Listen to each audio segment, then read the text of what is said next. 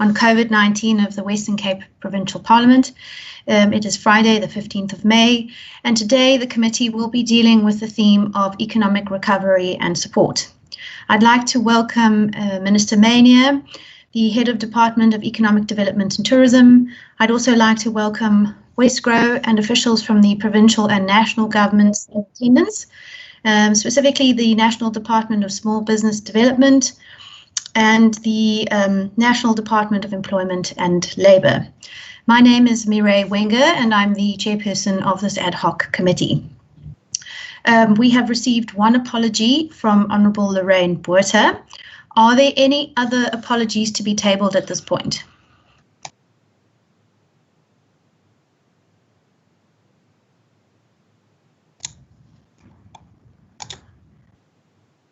Okay.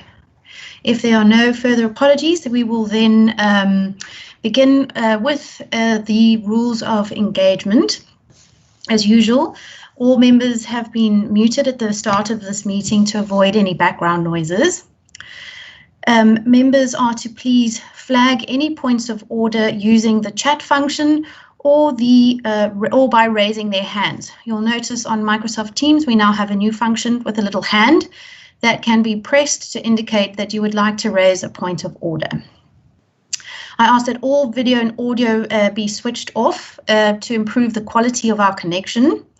However, if a member, minister or official is speaking, please do use the video function if you so please, and of course your microphone. We do ask that participants switch off their mics once they have finished speaking. We have 3 presentations today.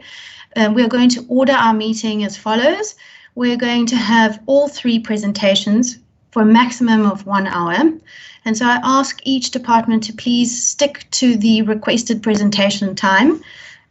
So Western Cape Government, 30 minutes, Department of Small Business, 25 minutes, and Department of Employment and Labour, 10 minutes.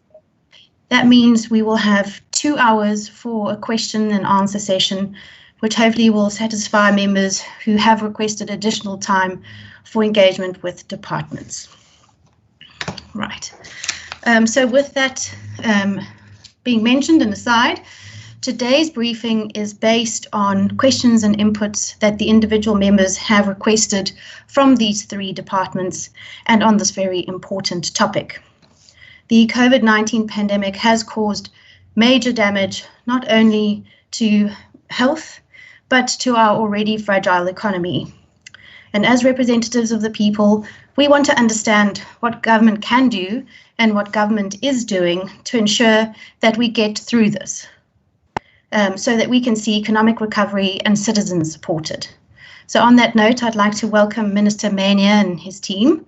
Minister, if you would please introduce yourself and your team, and then if you could please begin with the presentation. Thank you.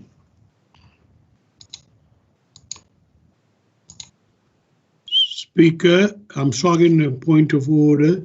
I asked if you prepare to allow this meeting to be opened by prayer, or is your ruling no, we will not allow it? I'm sorry, Honourable Murray, I didn't see that request and it wasn't raised at the start of the meeting. I'm sure most members have said their prayers this morning, you know, we are well into our meeting now. Perhaps then I could ask on you to close our meeting with prayer. Would that be acceptable? That would be acceptable, Chair. Thank you very much. Minister Mania, over to you, please.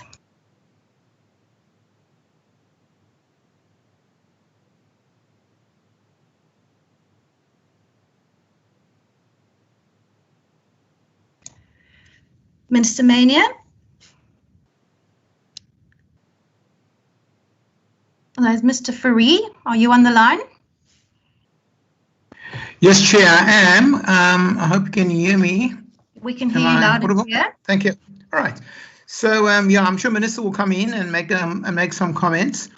But obviously, since we have had the declaration of the state of disaster in the country, the economic cluster in the Western Cape government has been hard at work to prepare support mechanisms and to prepare interventions during the COVID lockdown periods.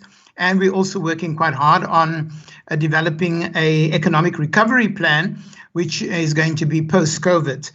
Today, we're going to do a presentation on economic recovery and supporting of livelihoods and citizens, and also, of course, businesses. The presentation is going to be done by Mr. Rashid Tofi, who is the Deputy Director General in my department. I also want to add that our cluster is made up of agriculture, ourselves, and Westgrow, and oftentimes we bring City of Cape Town into it as it affects the economy. But I think Minister Mania is now on the line. So before Rashid goes, I'd like to give Minister an opportunity to make some remarks.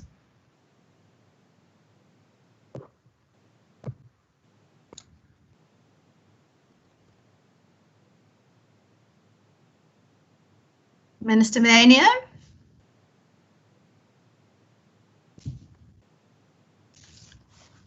I believe Minister Mania would like to make opening remarks, but we just can't hear him. Yeah, I think he's muted.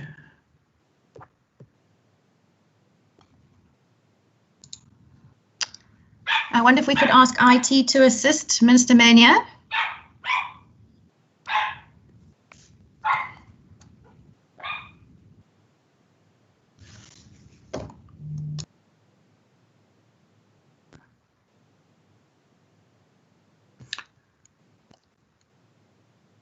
Chair, I would suggest for time's sake that we go over to Mr. Tofi to do the presentation, and when Mr. Mania's IT systems are up, then he can come in and do some remarks later, if that's okay. Perfect. Please proceed. Thank you.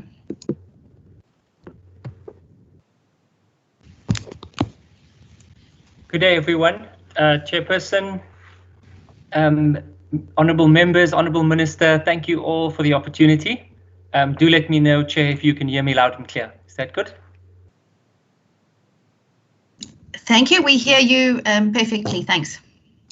So I just want to thank you, HOD, and for my colleagues, Joanne, John, Helen, Ilse, and Tim Harris from Westgrow. Thank you all for joining today. This entire economic cluster response has been nothing short of miraculous. Just to see people come together, put individual organizations behind, put titles behind them, and simply just get down and work. And I think I've seen what started out as a core group of about 30 or 40 people swell up to literally all of the people in our organizations. Probably 75% of the people working in DDAT and in Westgrow and in various other departments are fully engaged. And I'm here today simply as the lead and as the representative. So what on the 9th of March, we started out as the economic cluster. Actually, prior to any lockdown or anything else, the Western Cape government called us together and assigned various clusters, as you know. And it's been an incredible journey. So what we do is we've structured ourselves into various sub-clusters. So initially, we had sub-clusters made up of sectors of the economy, tourism. In fact, I'll go to the next slide, which makes that clear. I'm back in. I could see everybody. I could. Minister Mania, seems we can hear you now. Minister. Thank you, Chairperson. Please carry on. Thank you, Mr. Tofi. Please proceed. All right, I will proceed, and perhaps Minister can say a few words at the end. So how we structured at the moment is it's kind of evolved. Initially, we started out very much in the containment phase of COVID-19. We then had a second strategy of looking at how we adapt, and finally it was about recovery. And I'd say we're somewhere between the adaptation and the recovery phase right now. And we've got 7 focus areas, which I will cover in various ways, not in that order throughout my presentation, but we've also structured the presentation based on the questions that we received earlier in preparation for this meeting. So I'll dive straight into it. One of the key successes of our group has been our connectedness to to the risk-adjusted strategy and all the changes as they've been happening in real time at a national level. So as the risk-adjusted strategy was announced, we've had to engage business. 445 stakeholders were engaged, and we received 40 submissions, which we then directed up to COCTA, and many of our efforts have seen its way into the regulations. Many aren't, unfortunately. One of them was the e-commerce, which we've even subsequent to the original announcements have continued to submit and to lobby. And it's been lovely to see that we're starting to win over some of the thinking at a national level. So we remain on standby to respond, and we work very closely with the SAP's legal team, COCTA, DTI, and our own teams within the provincial government. And part of our success and our structure is, as you know, based on having a JOC, which meets every 3 days, and then as a cluster, we meet 3 times a week in order to pull together the strategy and the success and the progress as we're moving along. So this is just a brief overview of what I'm going to be covering in the presentation, so I won't delay on that. I'll go simply into some of the detail. So firstly, in support to SMMEs, we've taken these 5 approaches, and my subsequent slides drill down into some of that. So the first is, how do we navigate the plethora of incentives that have been made available by national government, but that small businesses, micro businesses in some case, have to access? So what we did is we've put together a tool, and one of the main tools we've had is our web portal called supportbusiness.co.za, and it was created under the guidance and in collaboration between Wesgro, the City of Cape Town, and the provincial government. We formed something called the COVID Content Center, and everyone who contributed in that have made that tool possible. And I have a little bit more information a little bit later. The second thing was, because of the imminent need, a few weeks, or the weeks seem like months really, just a few weeks ago when there was an urgent need for PPE initially and then cloth masks, we formed a special little subgroup developing that database and eventually making that available online. We've also engaged businesses extensively, from the small business organizations, banks, insurance companies, to determine what the needs are and to determine what help they can give. And then lastly, we've had to work closely with municipalities, with small businesses, and with various other organizations that serve small businesses to look at what are the regulatory changes, the interpretation of those, and how we can adapt small businesses. So to go into a little bit more detail, we've met with various small business chambers throughout the province. And as I said, that's the portal there, supportbusiness.co.za, and it's been partly an information source. So people are able to go there and receive hundreds of different FAQs about various things as they've emerged, so that we've made sure that businesses are at the forefront of knowing what's going on. And we've started to host a series of webinars on various topical subjects. We've also then worked closely with COGTA and motivated and lobbied for taking up the concerns of SMMEs and small businesses. As I said earlier, accessing markets, the portal that we created was basically a matching, a bringing together of the supply and demand for masks. And we created what's akin to a sort of take-a-lot portal, and it's called, you'll see it a little bit later, where we matched the small suppliers of cloth masks with the potential corporates who could access that. And then in terms of national funds, as you know, there's been a number of national funds. We'll hear a little bit later about the Department of Small Business, but we've worked through all of these and made them available as what we've called a support finder. And it's been a real success, because small businesses have been able to go straight there, almost triage, put their particular circumstances in, and then receive information about how they can access these small business funds. Another thing we've done to support particularly the informal traders is we've started an SMME forum, and this has been something that extends all the way into the municipalities, and it goes, we've used it for various things, reaching out to those traders and being able to support them, for example, to not only navigate the rules, but even to register for the requisite forms and requirements that they need in order to trade. And the other, I'm sure we will hear today about the Spaza Shop and General Dealers scheme. We've been working very closely with DSBD on that, and we will be able to assist in the setup, and I'll explain that on my next slide. One of the challenges we've been having is to get access to direct information. Currently, we know that 3,300 permits have been issued by municipalities, but that number, that was only as of the 17th of April. I expect that number to be considerably higher when we get the update on Monday. But it's really been a iterative process of going back and forward between the regulations, the new offerings, and then how do you navigate that and keep your businesses and your small business communities informed. Another key area has been interpreting rules and regulations. So, for example, there's some lovely success stories. I don't know if any of you know Jordan's Way in Langa. They're now able to sell hot food, but only via delivery. And so we've seen a bicycle delivery system grow up, and that's the kind of innovation that's happening at the municipal level. We went out to Khayelitsha, and the restaurant Epakini is actually using motorbikes, the kind of for e-deliveries of food. So it's been incredible to see. We'd love to see the permitting become a digital system.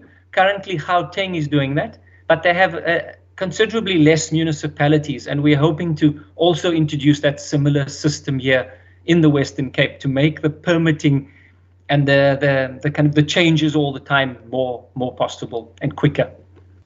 And then a little bit more detail about the Spaza Shop and General Dealer Support Scheme. It's been done through DSBD funding as well as CFA funding, and it's currently delivered via Nedbank. And what it is a scheme where a small business, a Spaza shop, can receive approximately 7,000 Rand, 3,500 of which is a grant, and 3,500 which is a loan with various levels. And we're currently working with Standard Bank and Post Bank as well to make this more widely available. Our role in that is that as the Western Cape government, we've identified a network to reach these businesses. So using wholesalers in the metro area and non-metro, we will assist to make more distribution points available for these things. And the way this works is you access this grant, this support scheme, and you're able to go to your general wholesalers and purchase a set number of products for that funding. So it's quite a complicated process, but with this has been our role, really, has been navigating this plethora of forms and things that are available to small businesses. And we've worked with SALGA in the local regions as well. We've also decided to do what we're calling a safety toolkit, and it's just a little package with some face masks, some information about how to keep your workplace safe, and also some sanitizers, and we'll be making thousands of those available, approximately 3,000 actually in the next week or so that as businesses open up, we know that they're safe in terms of how they function. In terms of municipal support, we've literally engaged every of the 30 municipalities. I often joke that Faye, our director in charge of municipal support, speaks municipal, but it is a whole face. And so in our cluster meetings, she's able to tell us at any point in time what are the challenges facing a particular municipality.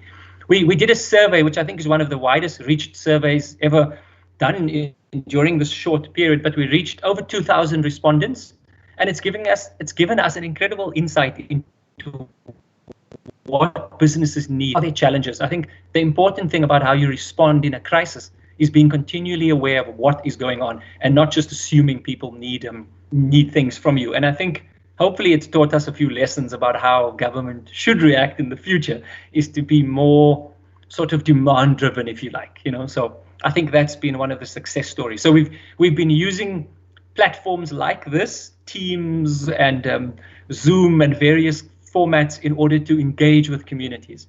And as I said earlier, the established relationships we had, for example, with the Black Business Chamber, with AHI and with NAFCOC and all those, this is where those relationships become so key. So our chief director in charge of this area knows those people intimately and can establish that kind of relationship and understand them very clearly. So that's been amazing.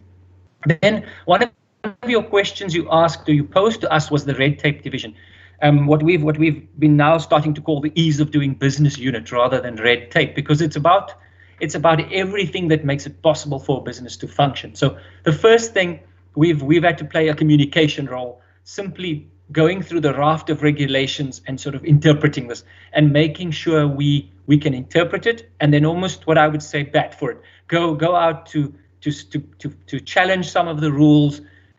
And so, for example, things like gardening or construction or coffee shops or whatever, we've been doing various things. As I said, we've lobbied for about 40 different sub-sectors to make them be able to trade, obviously understanding that we are led by health and trying to put the safety of our people first. The second part has been unblocking inefficiencies. So we've done a lot of work at the ports where there's been delayed times for ships, for freights, forwarding companies.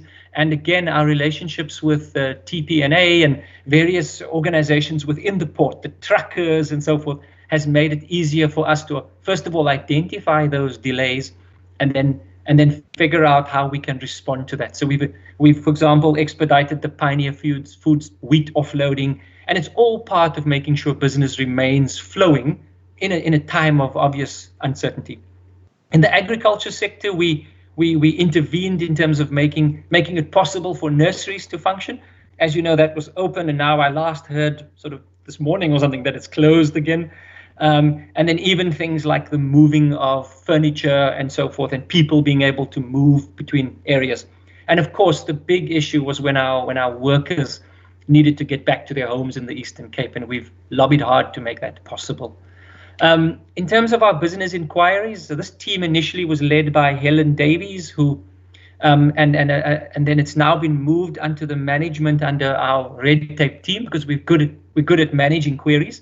We've had almost 850 queries, and they've been in various sectors. And the main questions are, can I operate? Will I be allowed to open? Do I fit into level 4? And so this is the kind of range of subjects people have been asking. Yes, we've had the inevitable tobacco regulation question, but it's about, you can see the range here of queries that have come through. And then in addition to this, our portal at the CCC, the COVID Content Center, has handled another 2,000 plus queries. And I'm talking about real queries where individual businesses get written to, reply to, and get their solutions, their problem solved. Another question you asked was about agriculture. Now, I think 2 weeks ago you were presented to by Mohali and the team at agriculture, but a key part of our economic cluster has been Daryl Jacobs, who sits on our cluster, and the linkage between the agriculture sector as a key part of the economy has been crucial. So what the main thing has been food supply, and we've been looking and been paying close attention to both the short-term and the long-term supply of food. And as you know, there's been a huge humanitarian effort to look at vulnerable communities. We've also been, I just heard yesterday from Dr. Robert McDonald how some people like the citrus sector has donated all their extra citrus to the food shortages and so forth. I want to be aware of the time, but in terms of how we're supporting small scale farmers, I think you're aware of this, but apart from the 100 million or so of the share that we put, 100 million rands worth of budget of the agriculture department goes into small scale farming, and that's from small scale commercial farmers in areas like Philippi through to the subsistence farmers in individual communities. And of course, the slide changed this week so often because initially there was the challenge of making sure wine was able to be exported. The bottom line is thousands of jobs, 20 to 27,000 jobs could be lost over the years if we were not to continue to be able to export wine. But thank goodness that's now opened up. And then in the digital economy, I'm aware that I probably have another 5 or so minutes. We've done a number of things. I'm not going to go through each of these. The one thing that I'm really proud of is we launched an app which businesses can access. It gives them full access to information, a funding tool, They're allowed to access government programs and so forth. We've also run webinars. We motivated very heavily for the e-commerce allowance, which happened today, and we've moved our very successful I Can Learn brick and mortar project into the online space. And then we've also lobbied for the 0 rating of certain websites for people who are learning, working from school and from home. Our skills programs will continue. This is one of the programs that we think will not be disrupted. As you know, the Work and Skills program pays a stipend for young people who fit somewhere between the cracks between working and studying. And we will continue to use, I think it's almost 30 million rand this year on paying stipends for people. One of the big developments has been the BPO. Almost a surprise is that the BPO sector has responded very well to the global demand. So when countries and markets like the Philippines have shut down, we've been able to adapt. We've helped the sector access hotel rooms. How do they do BPO, basically call center work from home, put up screens? So we think this sector will actually grow. And our department has got to set aside some money to make sure that more young people are employed in the BPO sector in the next little while. So it's been a key growth area. And then the workplace safety and hotspot management.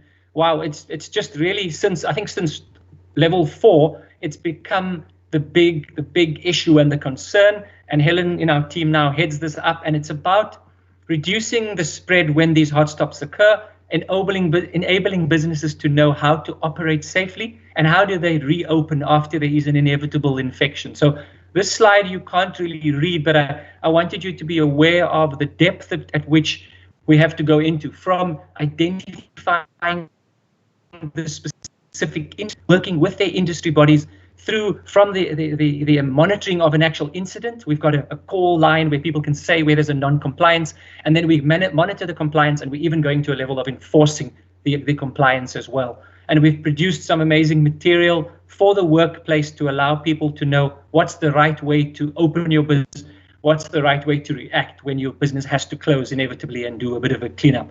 So we've engaged businesses, we've done webinars, we've engaged them, for example, all the retailers, all the shopping malls, small scale shopping malls in townships.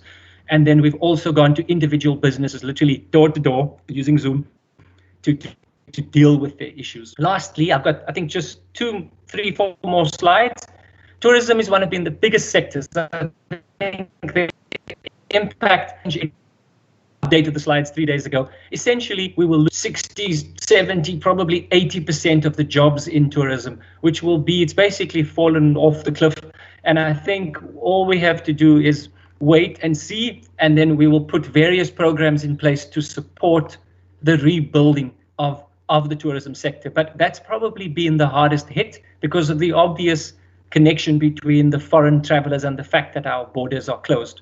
So one of the ways that the tourism sector has both supported us and we've supported them is they've assisted in the provision of quarantine and isolation accommodation. So all across the province, including in Cape Town areas, we've identified hotels, little B&Bs and accommodation places that have been either quarantine or isolation. So invaluable in assisting in the repatriation of what was almost 5,000 foreign nationals out in the repatriation into the country of our own citizens as they enter, working closely with AXA and the Cape Town Stadium and so forth. So tourism will not be the same.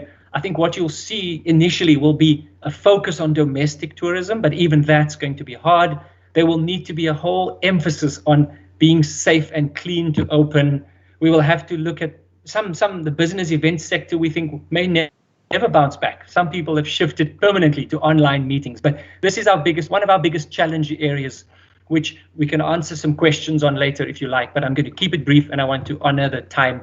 I'm coming now to the end of my presentation. This is just some of the statistics about the COVID Content Center. It's literally been staffed full-time for the last 8 weeks by about 40 Westgrow staff, over 53 visits to the website, 220 different FAQs. That's not just 220 questions, they're 220 FAQs on different subjects we've created. And then we also created, as I said, this marketplace where up to 47 vendors now have been, actually it's more than that now, but they've vendors who can sell masks, small people who even have small supply requirements, they've been matched in a way with a potential buyer. So this is just some of the products available on the CCC through the support business portal. So I ask you to go and check that. So Solly, HOD, I'd like to hand back to you just for these last 2 slides about our economic recovery. Thanks, Rashid, and I'm going to run through very quickly the last 2 slides. So we are busy with developing an economic recovery plan, very much taking into account the national picture of a risk-adjusted strategy for economic activities, knowing that this will become a phased approach.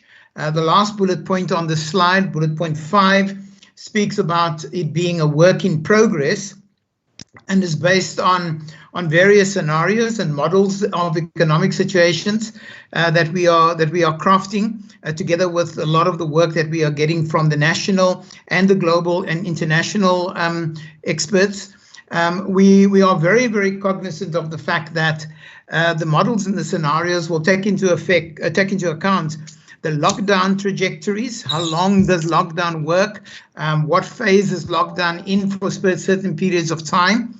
And then the epidemiological trajectories, and that is, how does the curve above the horizontal axis, how does that curve get flattened? Our role in the economic side is to push up the economic curve below the horizontal axis and to make sure that it doesn't go down too deep. So there are different phases that we're going to work through, and particularly looking at the economy and workers or employment, understanding the necessity of household income driving an economic recovery plan as well. It's important to note that these plans are not necessarily linear.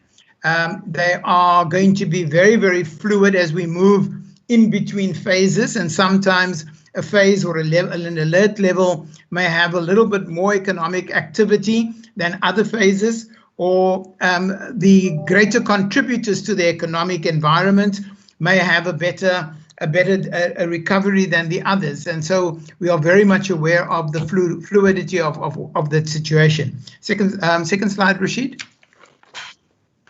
And so we're doing 2 things at the moment. We're doing the response plan during COVID, and it's largely about minimizing the impact and the effects of the lockdown, and to provide guidance and advice to businesses as we can support them. And Rashid has spoken a lot about that. And then also to ensure that we communicate frequently and we provide information for businesses to recover. But then, of course, for us, the big thing is also the recovery plan. And that is going to be post-COVID, but we are starting to work on it already. As I've said, it is a work in progress. And here we're looking at ways to support economic growth in the province. And really, at the end of the day, we are looking at things like, what are the supply chain impacts? What are the labor impacts? What is the consumer confidence and the investor confidence look like? And how can we stimulate those? And then to see how we can build that consumer and business confidence in order to reduce the risk of demand constraints when the economy kicks up. I think, Chair, we've come to the end of our presentation, and yeah, I'm not sure whether, so that is the end of the presentation. Thank you. Thank you very much, HOD. Perfectly timed with 30 seconds left. I'm now going to invite the Minister to address the committee. Welcome, Minister Mania. Thank you, Chair, and I really do apologise for the technical glitch, but I'm delighted it's sorted out. I was going to make some fairly extensive opening remarks, but I think that they're covered by the presentation, so I'll conclude by making 2 points. The first is, I hope that it's evident to members of the committee that my department and Westgrow have been working around the clock to support business in the Western Cape, and I really would like to compliment them for the work that they're doing. I'd also like to make the point that as tough as this period is, and it is tough, it has been inspiring to see how both government and business have responded in very new and innovative ways. I mean, in the government environment, Westgrow, for example, has conducted its first virtual trade mission with Botswana.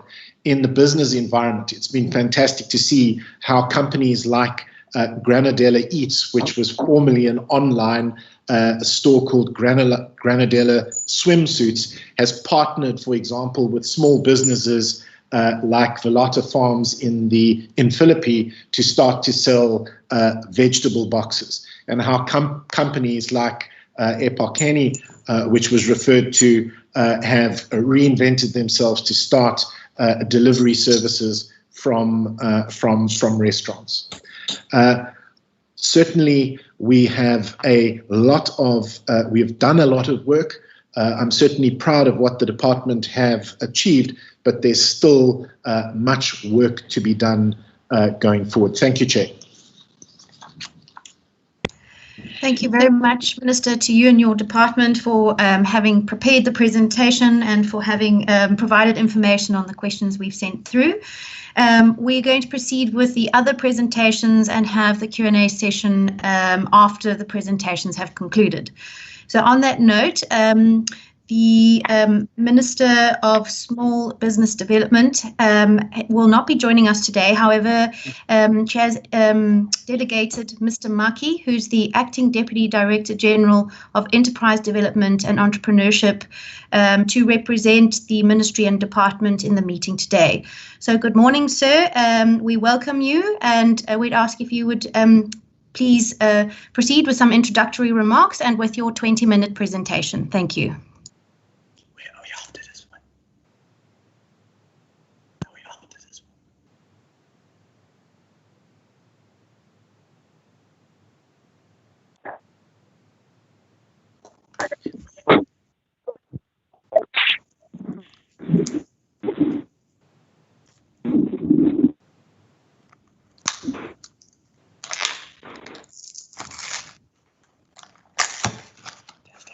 Mr. Maki, are you on the line? Oh, sorry. Is the presentation visible? Yes. It is visible, yes. All right. Okay. Before you start, I'm going to mute all as there's some feedback. Yes. All right. Then if you'd unmute yourself and then proceed. And then I just ask that only those presenting have their cameras on. If everyone else would have their camera off and their microphone off, please. Hello, Mr. Maki. Hi, ma'am. Now I can see the presentation. Where is it? Share. Yes. Okay. All right. Thank you very much. Thank you, Chairperson, for the opportunity to come and present the work of the department. And we thank you for the invitation. Unfortunately, the Minister couldn't make it today, but here we are. So that is the outline of the presentation. I will try to run through it and emphasize the pertinent points in the presentation. So if I may, I will start here on slide 4. So when the COVID-19 came, we then realized that we needed to move, obviously, with lightning speed in order to address the issues faced by SMMEs. And so we sought to put together the SMME Debt Relief Fund. Now, very simply, the rationale for the facility is to ensure that SMMEs do not close down completely and that they are supported with working capital to ensure that jobs are retained. Now, because we wanted to ensure that we have some control measure in place, we then decided in our wisdom that this will be applicable to companies that were in business before the 29th of February 2020. The key elements of the working capital to be covered through the scheme, very important issues, payroll assistance so that we maintain the jobs, rental assistance for the equipment, including facility as well, so that businesses continue to operate at their places of operation.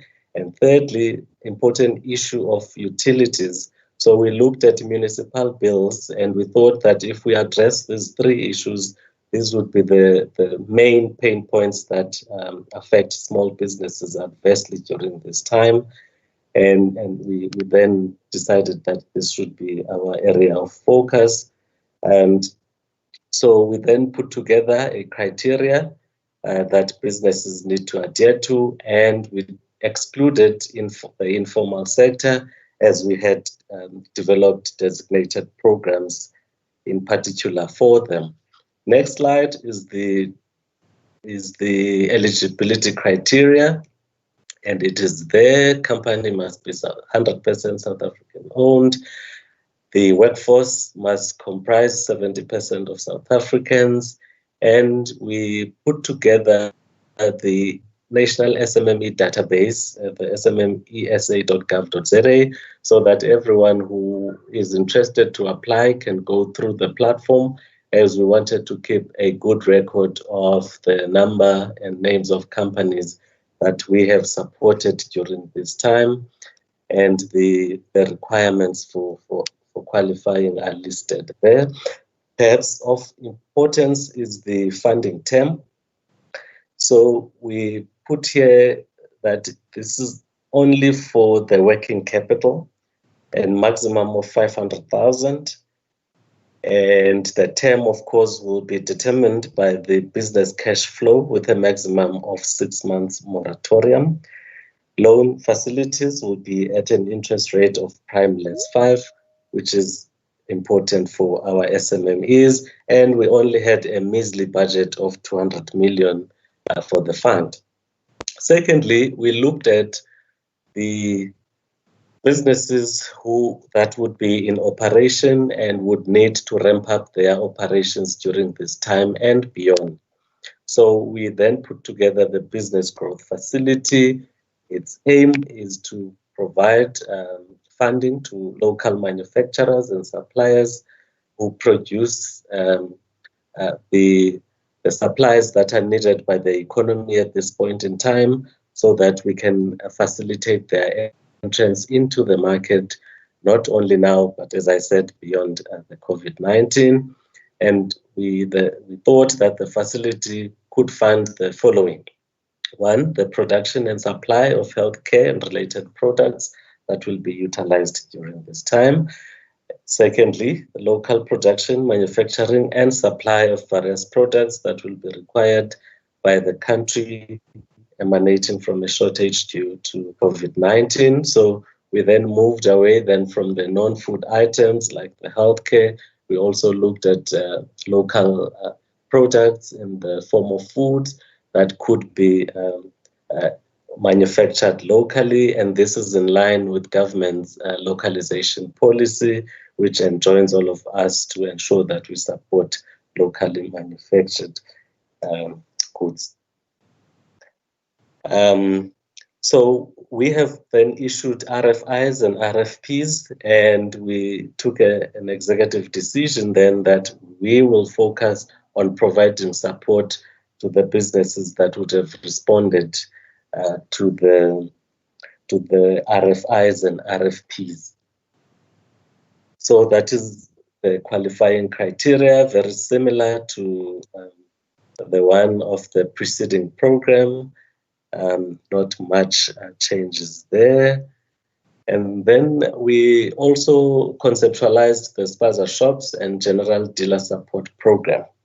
So here we wanted to also take the opportunity to bring back and resuscitate the participation of South Africans in the informal business space, especially the spaza shops and general dealer space. So because we know that many of our communities use this for self-employment and job creation, we thought, especially in the townships and rural areas, we then established the spaza shops program to support our citizens in that space. And if you look at D, we wanted to accentuate the point that spaza shops, we want to position them as local, convenient and service centers for access to basic goods and services, so that people don't always travel out of the locations to travel to town in order to get little things that they could easily obtain from spaza shops. The eligibility criteria here, we said that the spaza shop or general dealer must be owner, managed and operated and not rented out. And whoever is the owner must have a valid South African ID, and they must register on the platform that we have established. And very importantly, they must be in possession of a license to trade or a municipal permit. So in the case of non-South Africans, we said they could provide their legal documents in the form of asylum seekers, their papers, as well as being legal immigrants. That would be acceptable. But if you are not here legally, then we would not be in a position to support that spaza. And we said, because we want to use this opportunity to assist the informal businesses to formalize through our agency, CEDA, we are very happy to provide support so that they register on CIPC, SARS, and UIF and all of those things. And of course, they must comply with the relevant legislation and regulations regarding their environment. And the documents required are very simple: the ID as well as the municipal permit or license to trade. So the funding terms, as Rashid had mentioned earlier, we then put together a fund and we said we are happy to provide a 3,500 working capital investment through a bulk buying facility that we have negotiated with wholesalers throughout the length and breadth of the country on a pre-selected basket of goods. And there's an additional 3,500 credit facility that is available. So in total, the funding is 7,000. The 3,500 is covered in the form of a credit guarantee by SIFA, which then the wholesalers can call upon should the spaza shop owners default. And we only have a measly budget of 175 million for the targeted spaza shops of 25,000 for the time. And in terms of the participation of wholesalers across the country, the numbers are listed there. We have a depressing number in the Northern Cape. We only have one. And in KZN, they lead there, they have 76. And as you will see in the next slides, KZN is leading in terms of the number of applications and approvals.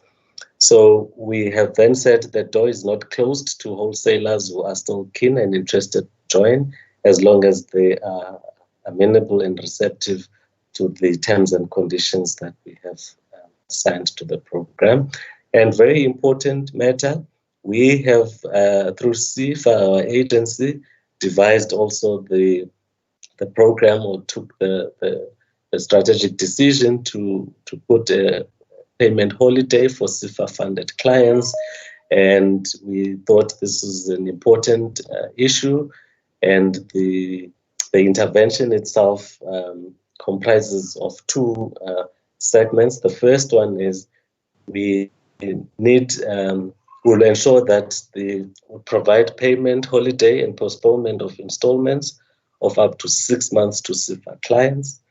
The payment holiday is on both capital and interest, so that at the end of the 6-month period, people don't find themselves owing much more than they did at the beginning of the COVID-19. And debt restructuring, which is basically a review of the funding period, interest and funding instruments, and provision of additional funding to clients who seek relief during this period.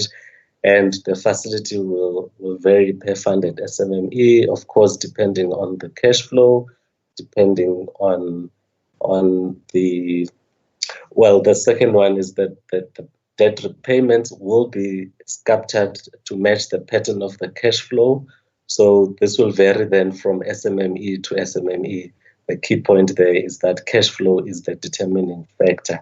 And the all-important issue of that the funding will be offered at prime less 5%, which is very, very useful for SMEs at this time.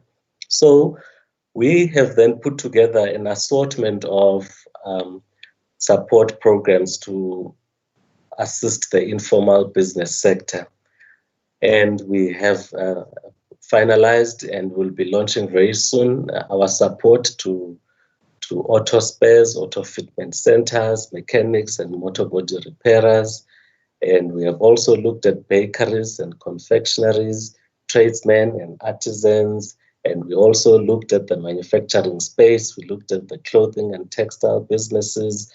And the last one, the small scale manufacturing. So we had a look and said, which of the subsectors of the manufacturing industry can we prioritize? And we then took about 4 that we are of the considered view that they will contribute to job creation and the creation of hives of economic activities in townships and rural spaces. So what has happened to date in respect of the growth fund as well as the SMME debt relief? So on the left there, we have received applications from all the provinces, as you see, and Gauteng is leading the pack there with 529 SMMEs that have applied. We're still having some challenges in the Northern Cape with very few SMMEs coming through and applying. And on the right there, on the debt relief, again, Gauteng is leading in terms of the number of jobs that have been sustained and created through the debt relief. So we've sustained that number of jobs, which is very, very important. So in our view, the instruments are still working okay, although we, of course, can see that very soon the budget will be outstripped and more resources are required. Then the last slide there is progress on the approvals in respect of the Spaza Shop Support Program.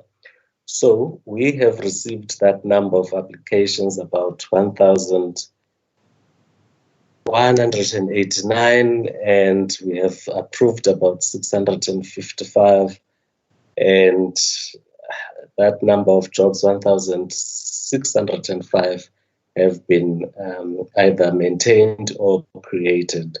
KZN, we don't know what's happening there, but they are applying. Possibly the Spaza shops are alive to the program, and the number again from the Northern Cape is less than impressive, and the Free State and Mpumalanga are also way behind, and your good selves there in the Western Cape have some ground to cover in order to reach the likes of KZN and Limpopo, who have shown a great appetite to access the support program for the department. With that, Chairperson, in my watch, I have 4 minutes left. We wish to thank you for the time. Thank you very much, Mr. Maki, for the presentation and for having put together the information as requested, and also thank you very much for sticking to the times. I'll then welcome the National Department of Employment and Labour. We have Mr. Sam Moratoba on the line, who's the Deputy Director of Public Employment Service. Mr. Moratoba, can you hear us? Yes, I can hear you loud and clearly. Thank you, Honourable Chairperson. If I can ask the people down there to put this presentation on the system, I will talk through the slides.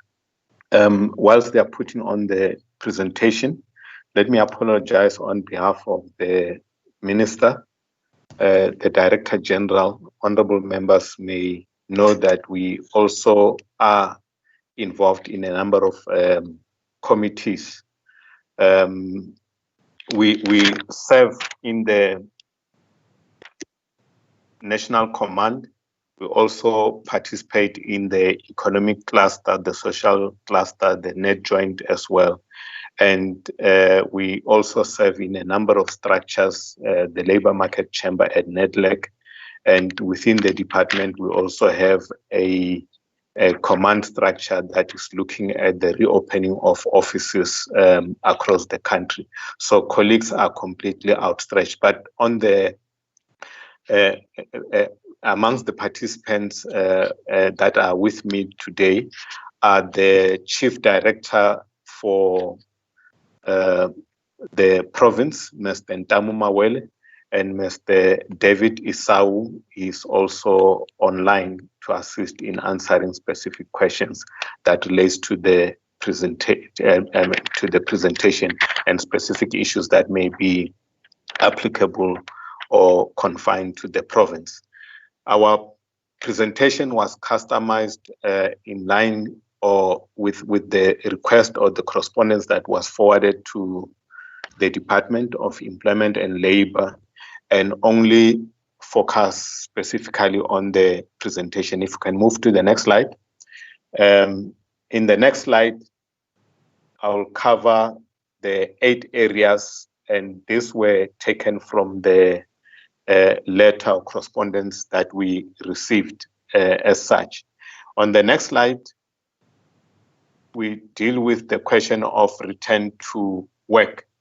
Now, there are a number of things that we need to raise here, in the sense that, firstly, the current COVID-19 pandemic, in our case, the management thereof is done in line with the occupational health and safety, because the occupational health and safety deals with injuries and occupational related diseases. But secondly, there is the hazardous biological agents regulations, and we have put the COVID-19 as part of the hazardous biological agents regulations, because a number of things or inspections are in accordance with that, and also the fact that the Minister of Employment and Labour on the 29th of March published a directive that we are also, or that is guiding our inspectors. If we can move on to the next slide, we give you the total number of inspections that were conducted in the province. 3,000, just about 3,100, and the average per day is around 111, and the compliance levels until at the end, the 12th of May, was around 56%, with 44% of employers not complying. And to date, we have issued in the Western Cape 1,573 notices, and the private workplaces inspected amount to 2,600, and whilst the public spaces inspected amount to 451. If you can move on to the next slide. In terms of the request to clarify the issues around leave, I think the first point is that currently leave provisions are covered or dealt with in terms of the Basic Conditions of Employment Act, which still remains in force. And in terms of the BCA, there are 2 criteria with respect to leave. The first one is that leave should be taken in terms of an agreement, and secondly, where there is no agreement, the employer, based on his or her operational requirements, can determine when that leave should be taken. So an employer is therefore within his right or her right, in the absence of an agreement, to determine when an employee can take leave. If we can move on to the next slide. Despite the basic conditions of employment, we know that we are living under abnormal circumstances. COVID-19 is an international pandemic that we cannot operate as normal. It is for these reasons that the minister was at pains to explain or to request the employers not necessarily to take away employees' leave, but to rather use the COVID-19 temporary employment relief schemes, the scheme that we have established under the Unemployment Insurance Fund, and that employers should apply on behalf of their employees so that they avoid utilizing leave. And if an employer has applied on behalf of the workers for the COVID-19 benefit, that employer, it therefore suggests that they cannot request the employee to utilize their leave as part of their annual leave or lockdown. If you can move on to the next slide, is that we still emphasize the next point that says, despite having the regulations, an agreement between an employer and employee determines when leave should be taken, and that a collective agreement can stipulate otherwise. And that is why we are saying currently the minister, instead of, I mean, if we had the powers under the current BCA, would have determined otherwise, but to compensate for that, that is why we came up with the employee, that is the COVID-19 relief scheme. The next point was around the future of work and technology. Now, we are holding this meeting, or the provincial parliament is, if you can move on to the next slide. The next slide, please. You asked us a question around technology and the future of work. And I think whilst COVID-19 has brought a number of challenges, it has also brought us or triggered innovation, and that is why today we are conducting a parliamentary session using technology. In the ILO, we have spent the last year debating around the future of work, the fourth industrial revolution, and how the technology is going to impact on how work in the future is going to be structured. We also know that the science and technology and the Department of Communication locally is leading that process. And I think the experiences emanating from COVID will make sure that they accelerate that work, because even post-COVID, I'm sure we will change the way we work, and we will make sure that we do work completely differently. And those companies that have parent companies in the international communities have already adjusted in terms of manufacturing, in terms of service provision, and rolling out technology in their domain. And that is why today we are able to communicate. If you can move on to the next slide. There was a question around the kind of support measures that we need to be pronouncing to support, amongst others, women who may be having children, because schools have closed, creches have closed, and with the relaxation or moving towards level 4 and later to level 3, people will be going back to work, and schools may not necessarily be open. And we know, and we have debated this issue extensively as well. And with the COVID-19, the occupational health and safety issues, the transportation, because some people may not necessarily have their own transport. They may have to use public transport, with children moving to work, and not all workplaces are structured in such a way that they can provide childcare facilities. So this is a very, very complex matter that is affecting different workplaces differently. Our advice currently is that any employer who can provide devices for people who are above certain age, 60 and so on, people who have chronic diseases, people who have children who cannot make it to work because they don't have childminders, etc., that they need to provide them with devices that will allow them to work from home. But obviously, these are things that are negotiated between employers and employees and can form part of their collective bargaining agreement. A question on the compensation fund.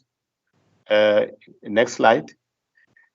We were asked as to whether the compensation fund will provide any holiday period for employers to contribute like it was done in the case of skills development. Now, there are a number of things that the compensation fund has done because we're sensitive to that issue. We have not completely taken away the contribution. However, the compensation fund has extended the return of filing to the 30th of June to allow sufficient time for employers to file those returns. Secondly, the compensation fund has made sure or allowed or made arrangements that people who were owing the compensation fund can start paying without interest and penalties being levied on unpaid balances. And lastly, the compensation fund has suspended the requirements for deposit that was normally required for installment when people make arrangements, especially those that were owing the compensation fund. If we can move on to the next slide around the unemployment insurance fund. On the unemployment insurance fund, in the Western Cape specifically, that is during the period 26 March to the 13th of May, we have received a total of 24,241 applications from employers applying for COVID-19 on behalf of their employees. The total number of employees covered was 362,129.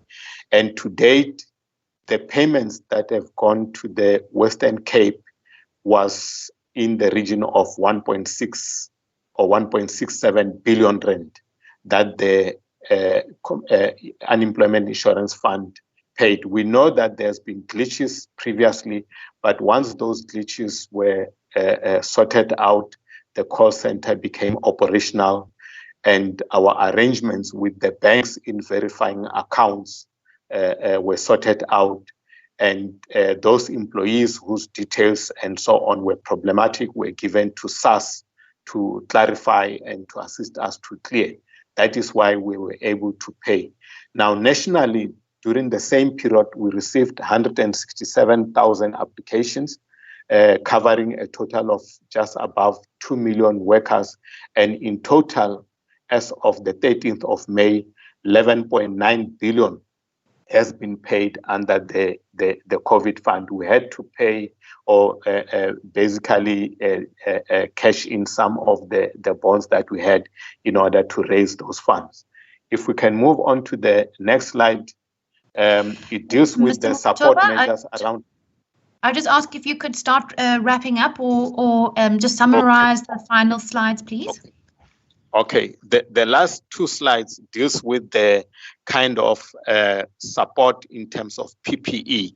And basically, these were mainly orders that the supported employment enterprises factories employing people with disabilities received from the Western Cape, mainly for the Tygerberg and the Worcester Hospital. And they total in the region of 12 million rand for PPE, and the factories have been working very hard under the current constraints, applying to the or basically sticking to the regulations and making sure that we assist in the main, the Tigerberg Grooteskill Hospital with the PPEs that have been ordered. Thank you very much. Thank you very much, Mr. Muratoba from the National Department of Employment and Labour. Thank you very much for preparing the information and for providing the information that we requested. We are now going to move to our Q&A session. We will have several rounds until our time concludes. In this round, I'm going to afford each party 3 minutes to pose their questions. If the member would kindly indicate to which department your question is directed. Then, as usual, I'm going to start with the DA. Are there any questions from the DA? Bartman, Chairperson. Thank you, Honourable Bartman. Please proceed. Chair, my first questions are to the Provincial Minister and Department DDAT, as in Wesgro. Regarding the slides where it spoke about the helping businesses to grow regarding webinars and the tourism sector statistics, I just want to understand, I saw there's a one-day campaign. If we can just get some more information on the one-day campaign and how Wesgro is reaching businesses or companies in terms of being part of the webinars. In terms of the mentor campaign, I just wanted to find out how many tech volunteers have already been partnered, if DDAT can just assist with that. The title deeds office, I just want to understand how is the province engaging the title deeds office for it to open up. I understand at the moment it's functioning on 30% staff. I've previously engaged with the chair of the Mitchells Plain Business Chamber, and he has been assisting persons and businesses in the area apply for a title deed and making sure that the actual documents are received by the officers and that they are actually being assisted by the office. But now with the title deeds office not being completely open, a lot of businesses and individuals can't access financing. And this also means that title deeds for low-cost housing also cannot be accessed by homeowners.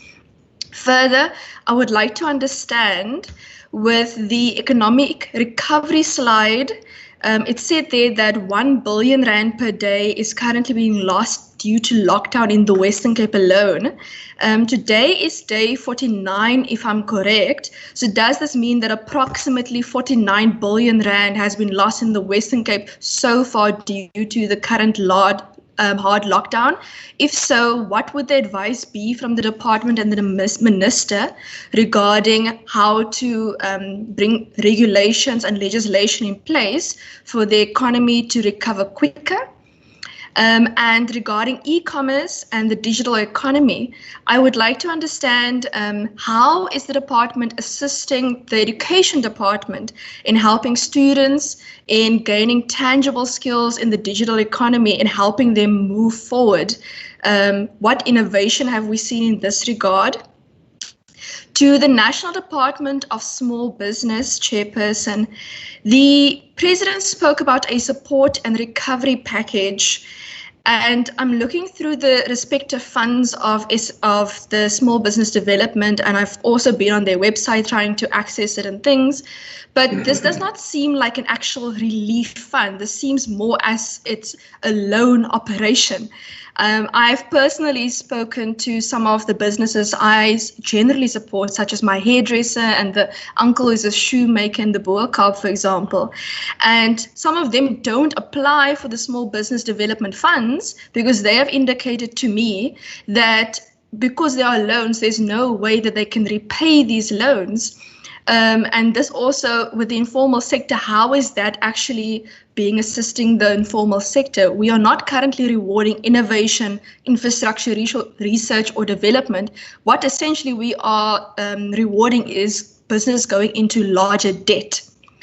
In terms of the spaza shop and sorry, your time is concluded, Honourable Bartman. My apologies. No problem. I will continue with the rest in the following session. Thank you. Thank you. I'll now recognise the ANC. Are there any questions from the ANC?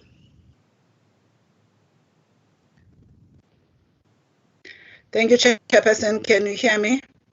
Loud and clear. Thank you. Hello. Chair. Hello, Honourable Nklondlo. We can hear you loud and clear.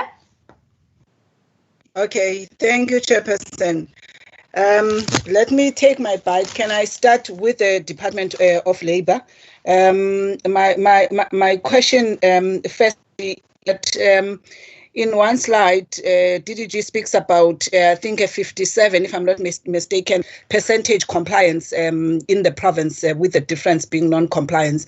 I would like to understand, given the lockdown, what would be the ideal compliance levels, you know, as we deal with the current level 4, with the intention of opening up the economy? What would be some of the safety levels in terms of reaching that health and safety, given that is something that has been regulated, you know, even before the lockdown, that is now the health and safety in the workplace?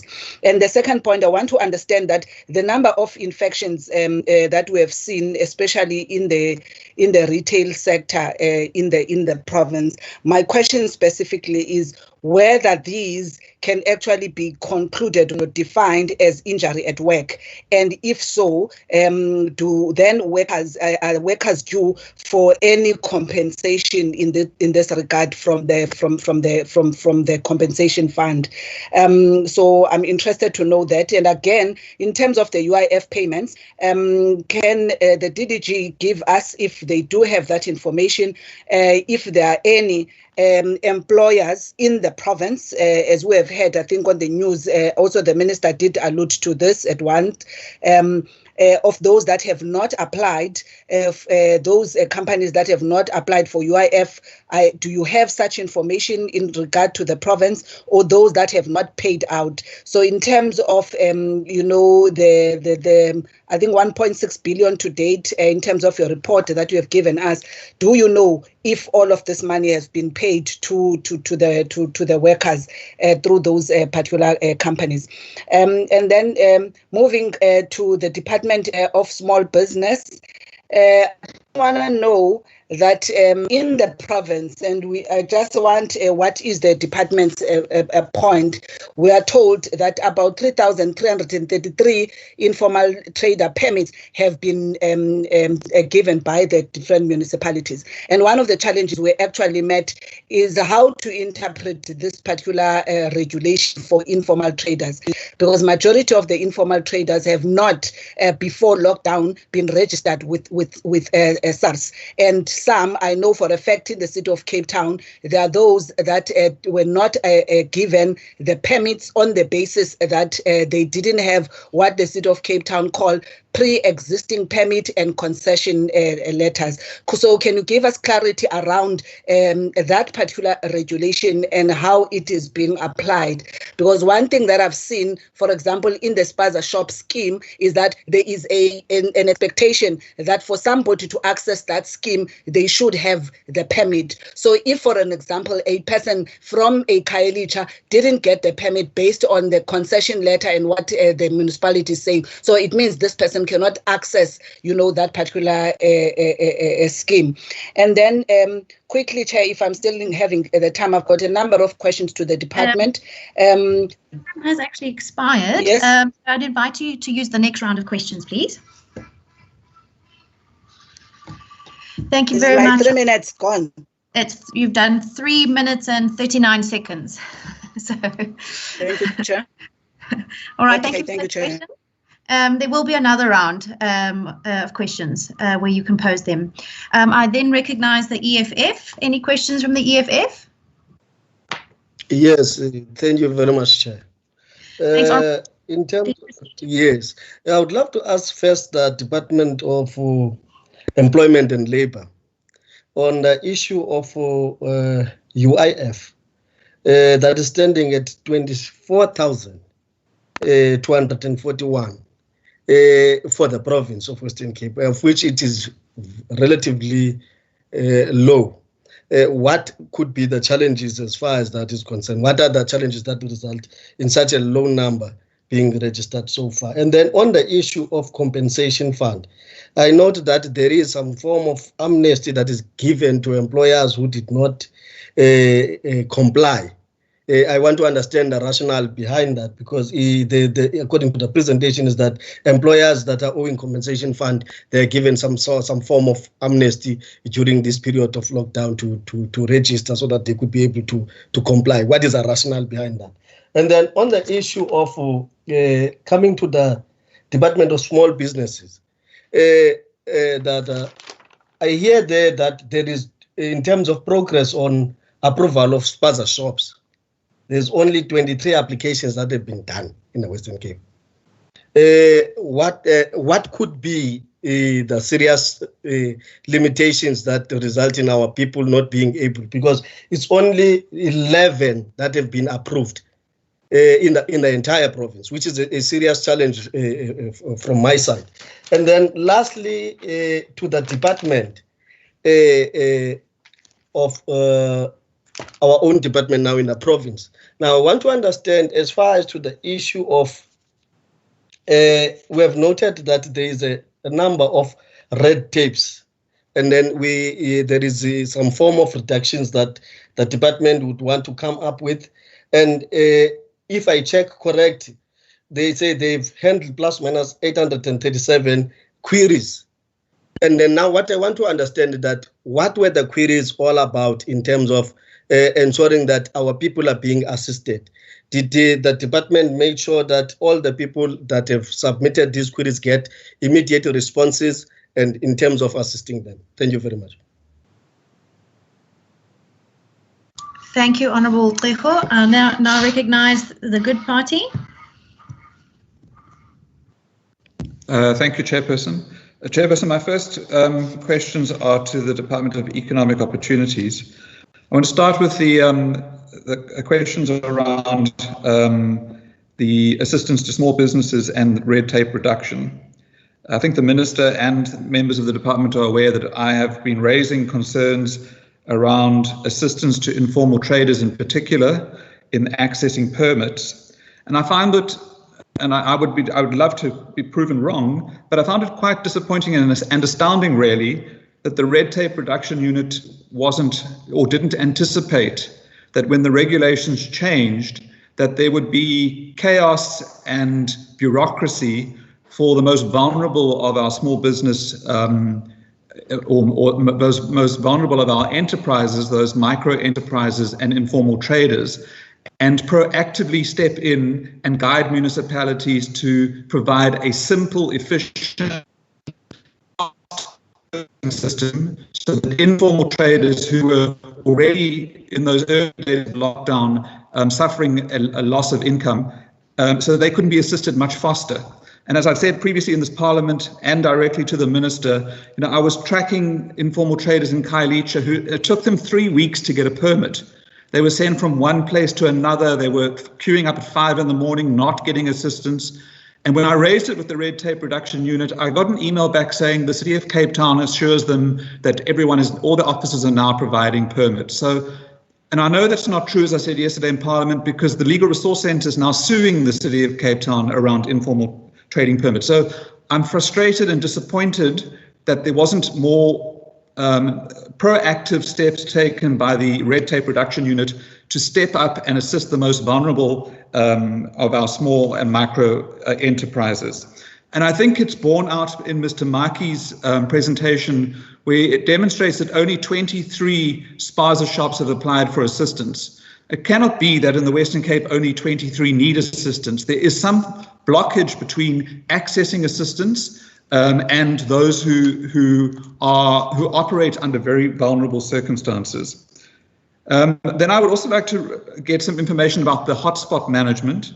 The presentation spoke about hotspot management and reducing community infections, and this is obviously really important given the high number of infections that we're seeing in the Western Cape. And I want to understand how the department is responding to this and how it is implementing hotspot management. Because I also raised this week an issue, a food factory in Malmesbury, where there were infections recorded on the 30th of April. There were no steps taken And then this week, there were further infections or positive tests of employees at this factory. And the employees then downed tools and said they would not work because the environment is not safe. And there'd been no government interference or action by that stage. So that was about 2 weeks after the first infections. And the owner of the factory was simply going to go and round up casual labor to come and work in an infected environment. So when the department says that they are looking at hotspot management, can they please explain what they mean by hotspot management? Thank you, Chairperson. Thank you, Honourable Heron. I now recognise the ACDP. Thank you, Chairperson. Thank you very much for the opportunity. Just to the Department of Employment and Labour.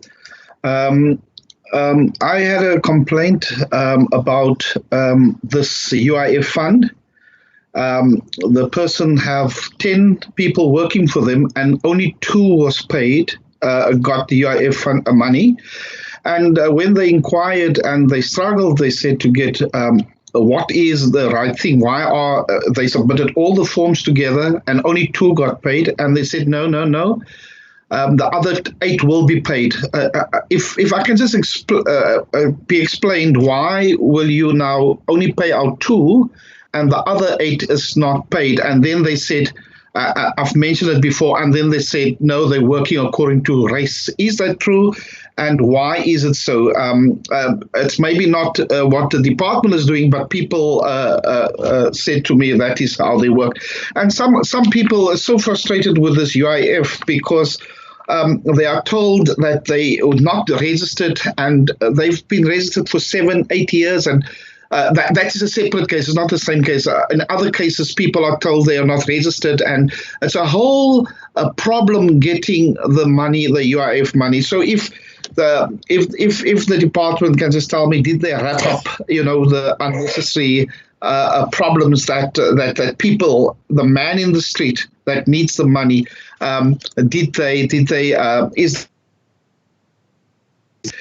if I can just talk to the Western Cape Department, one of the members did mention this, but the 1 billion rand per day that's lost. Can the department tell us? And we heard what the president said at the end of the month. They will decide which provinces will go to level 3. Another level 4, what impact will that have on the economy going forward? And what impact if we stay on a level 4, what impact will it have further? And secondly, if we go to a level 3, what is the other impact it will have? And I think a very concerning point is also the job losses in tourism. 104,000 job losses. It's almost 60% of the tourism sector gone. What is the department looking at? Because we know that the Western Cape is a tourist destination.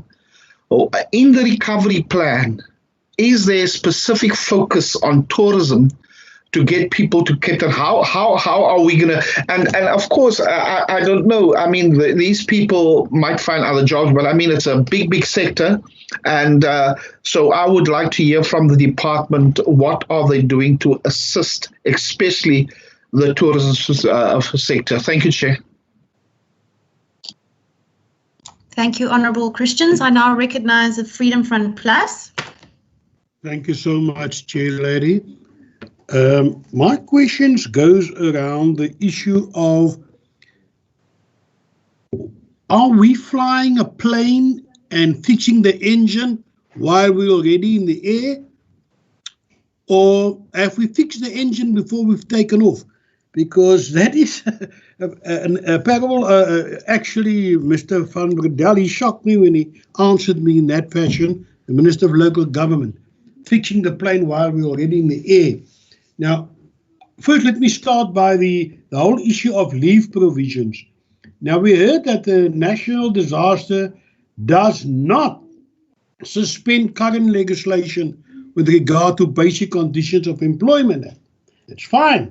But then the Minister of Employment and Labour, you say, has been at pains to request to employers not to force employees to utilize the leave. I don't know why he should be on his knees pleading if the act protect the people. I'd like some clarity on that, what they can do, what they can't do in terms of forcing people to take their leave and utilize their leave now.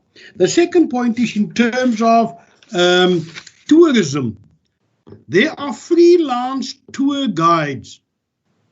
They don't qualify for any benefits.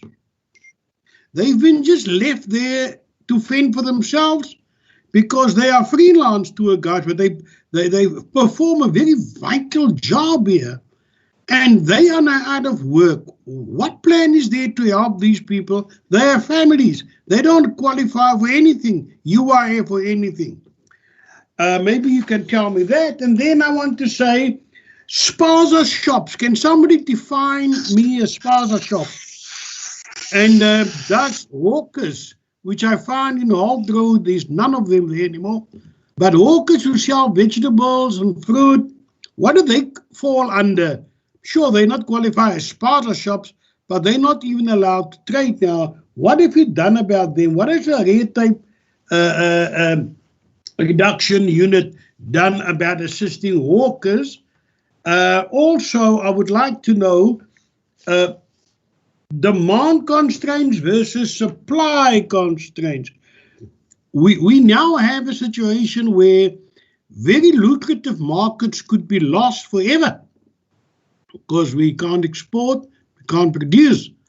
But we realize unless we start again picking up on the industrial side of the economy and production sides, we're going to be lost for a long time. We can't rely on imports. We'll have to rely more and more on local production of goods and services. What is the plan for that, to revive that industry in spite of lockdown? Is there a way out? Unless pressure is mounting, then they must now get us out of this lockdown, even if it's going to be in steps. But we've got to start producing and getting people back to work. And I'd like to know, what does Wesgro advise the department in respect of that? Once we've lost these markets, we might never be able to recoup markets, especially tourism, etc., etc. So Thank you, I think I'll stop there. Thank you, Chair Lady.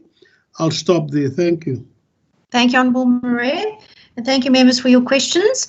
I'll recognise the departments in turn. Let's start with you, Minister Maney, and your department.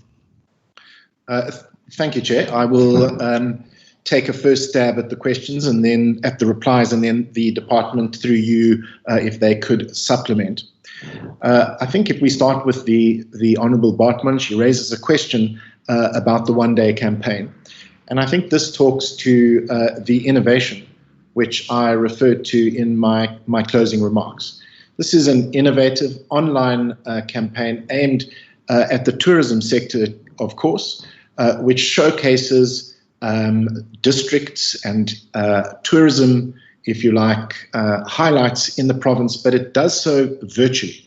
And it has the added advantage of using local tour guides. And that keeps the idea of the destination alive, hopefully amongst tourists in South Africa. So I think that really talks to the innovation theme. In terms of the tech volunteers, I think we have about 140 or 150 volunteers. And of course, we are now requesting businesses who need assistance to identify themselves so that they can be matched with the tech volunteers by the department. On the whole question of the title deeds, we have, of course, under level 4 confirmed that the title deeds office is open.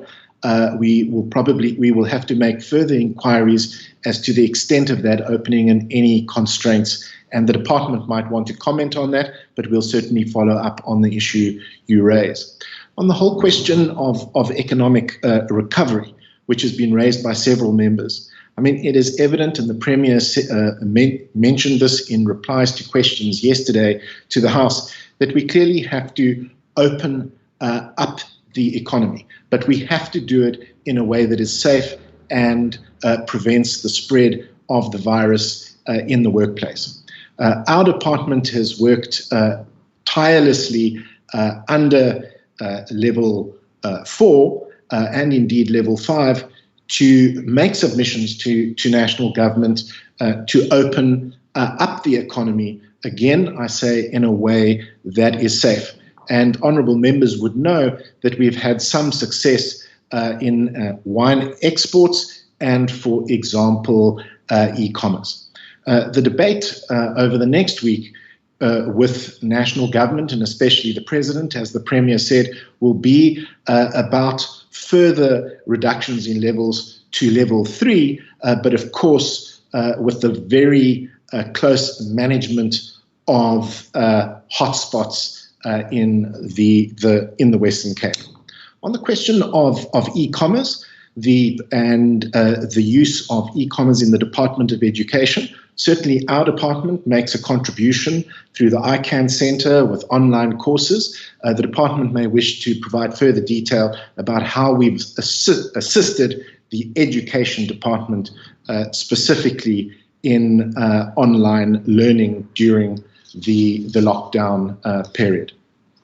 Then there was a question from the EFF about the red tape reduction issues. The 837 queries, the Honourable Member wanted more detail. I think the kinds of queries and the trends are set out in the presentation and deal particularly with the interpretation of regulations and access to permits. But quite a lot of detail is set out in the presentation, but certainly the department might want to provide more detail. Then the Honourable Heron again asks about the trading permits, which he has raised before, and I will ask the department who have looked into this matter to respond. He also raises the issue of the whole question of hotspots. The Premier yesterday set out the broad approach in Parliament to hotspots, which is, of course, a whole-of-government approach focusing on areas, not at district level or even at sub-district level, but in specific geographic areas where the Department of Health has found and determined that there is a high rate of transmission. And my department have specific responsibilities in those hotspots to, for example, identify business or trading areas which are high risk, ensure that the Department of Health's protocols dealing with workplace safety are distributed to the extent that it may be required or necessary, together with the Department of Health providing training and then monitoring those trading spaces. And then, of course, finally, responding to queries and complaints in respect of workplace safety.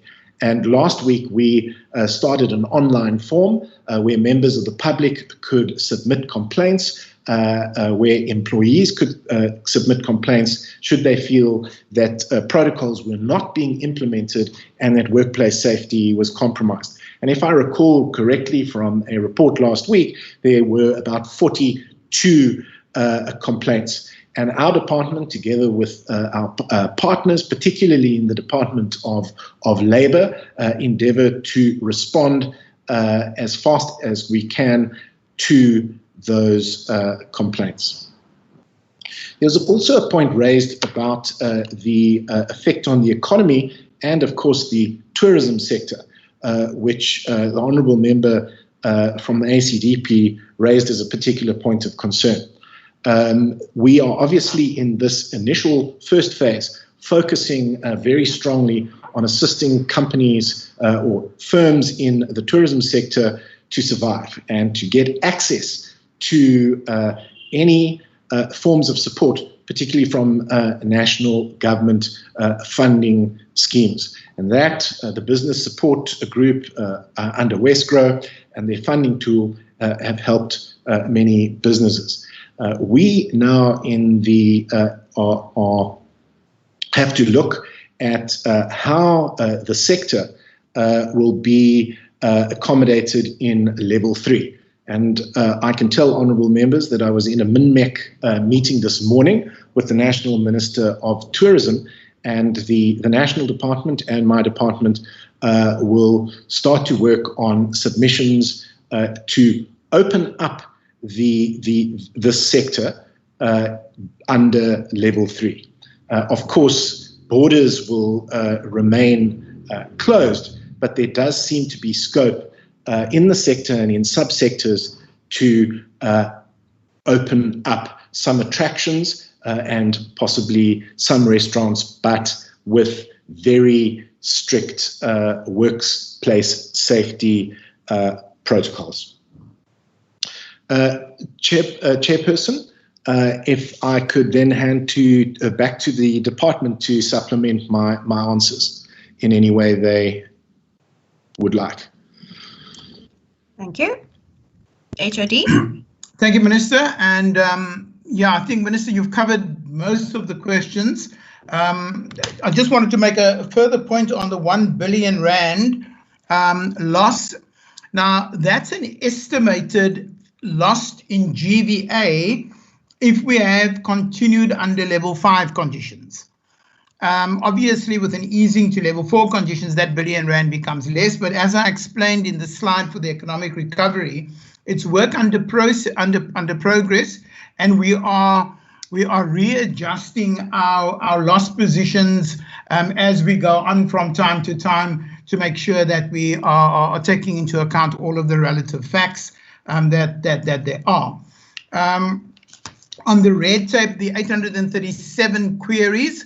On the slide following that statement, there was a breakdown of what those are.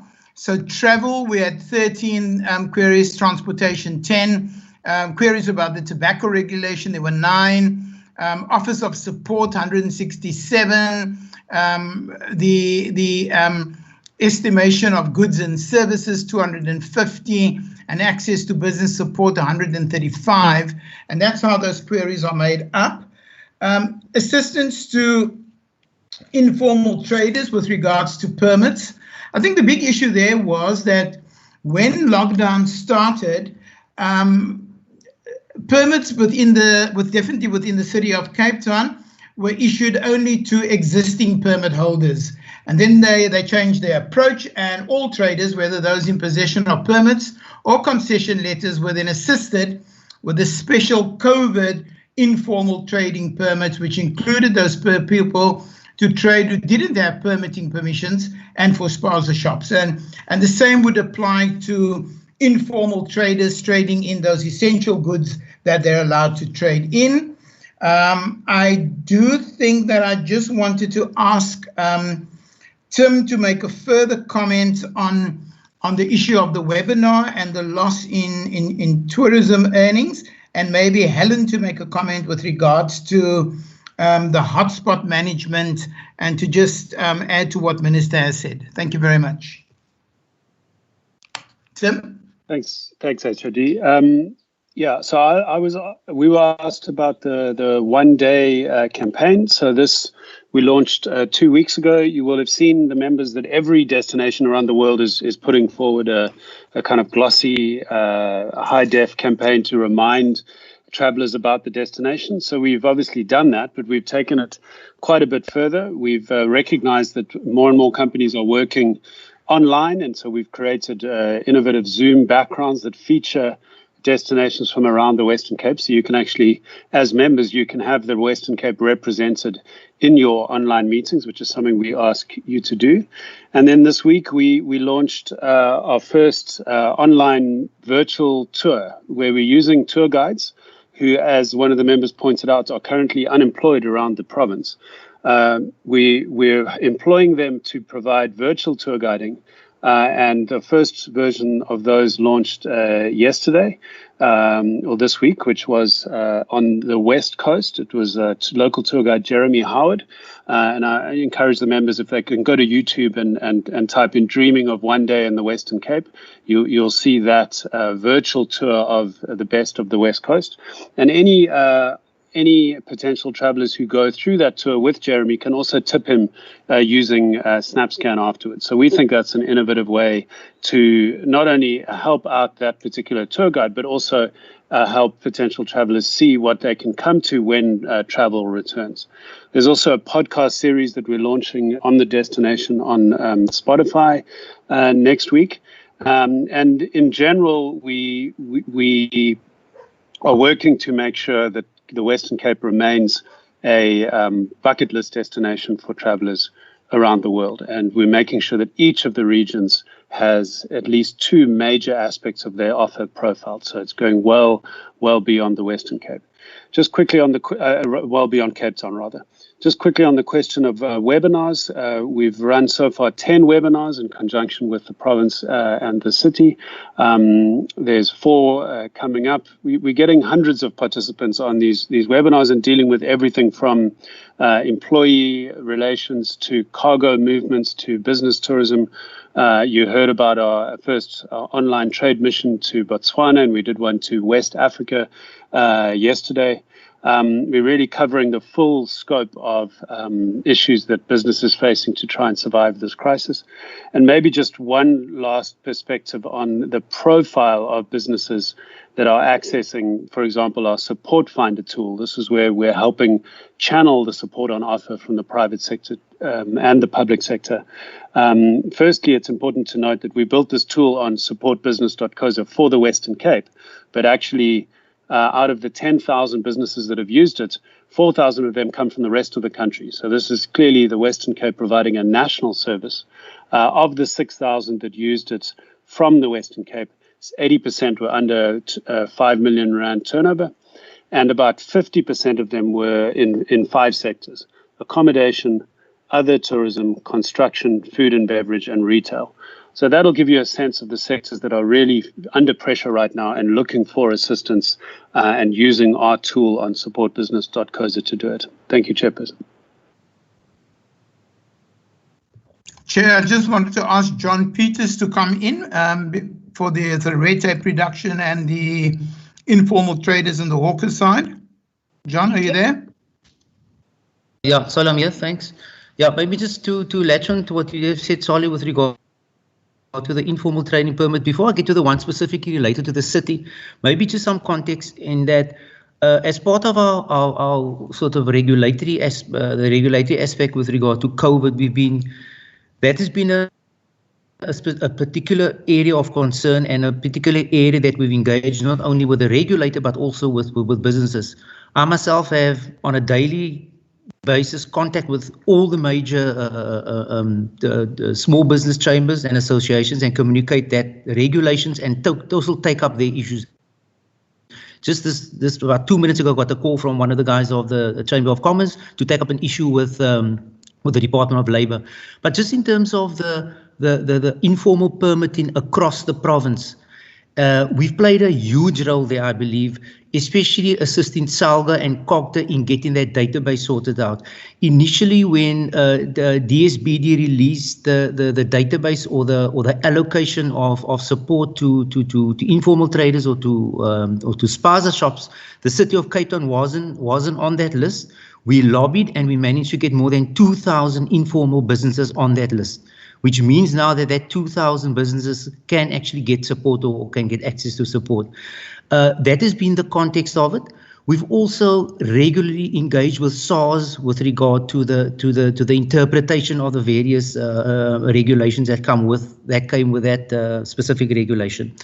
On the City of Cape Town issue, I think a colleague of mine, Raven, was dealing with that, and what he reported that initially the city issued permits to the existing permit holders, not to new permit holders. They then subsequently changed that, and that then came with some conditions such as the SAP clearance, all the normal types of clearances, right? I think compounding that was the fact that I think in 2 or 3 of the offices, I think in the east, Khayelitsha side, the officials were affected by the COVID virus, and some either had to close or there was limited capacity. So I think that that's the 2 issues: the one on the regulatory part, and then also one on the resources. But I think if we look at what we've done proactively with regard to the regulations, I think the proof is in actually discussing it or talking and finding the opinion of the business associations that we've been engaging with. So I think overall, we haven't done a bad job with regard to not only interpreting the regulations, but also taking up the issues with regard to misunderstandings or grey areas in the regulations. John, can you just touch on the Hawker issue, and then Helen, can you do the hotspots after John, please?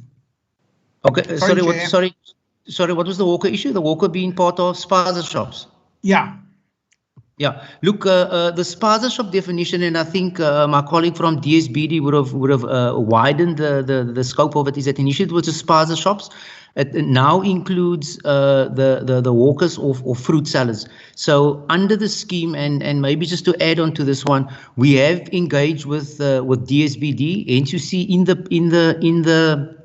the presentation an anticipated number of 1,000 additional informal trades that we'd like to have, is where we partner with DSD on that project, not only to increase that number that they've allocated, but I think more importantly is that in the Western Cape, there's only one wholesaler that has come to the party, and also because you have limited access with regard to Nedbank, your access by SMMEs are limited. Our discussion with the DSP last week was on 3 things, partnering with them. Okay, so we can also roll the project out in form of a partnership.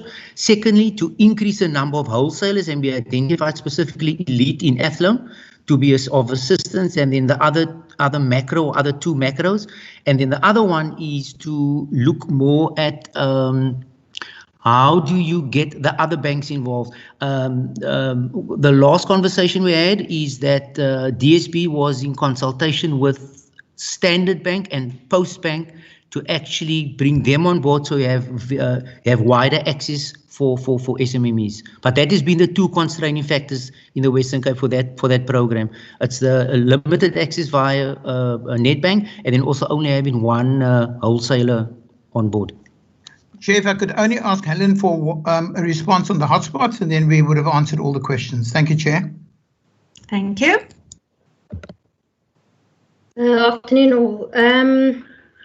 So just to flag, the approach to hotspot management is one that's being done by a full partnership of people. So DDAT, our department, but we're working closely with the City of Cape Town, both enterprise and investment, as well as the environmental health team and urban management teams, as well as Westgrow, and then our colleagues here from Department of Labour.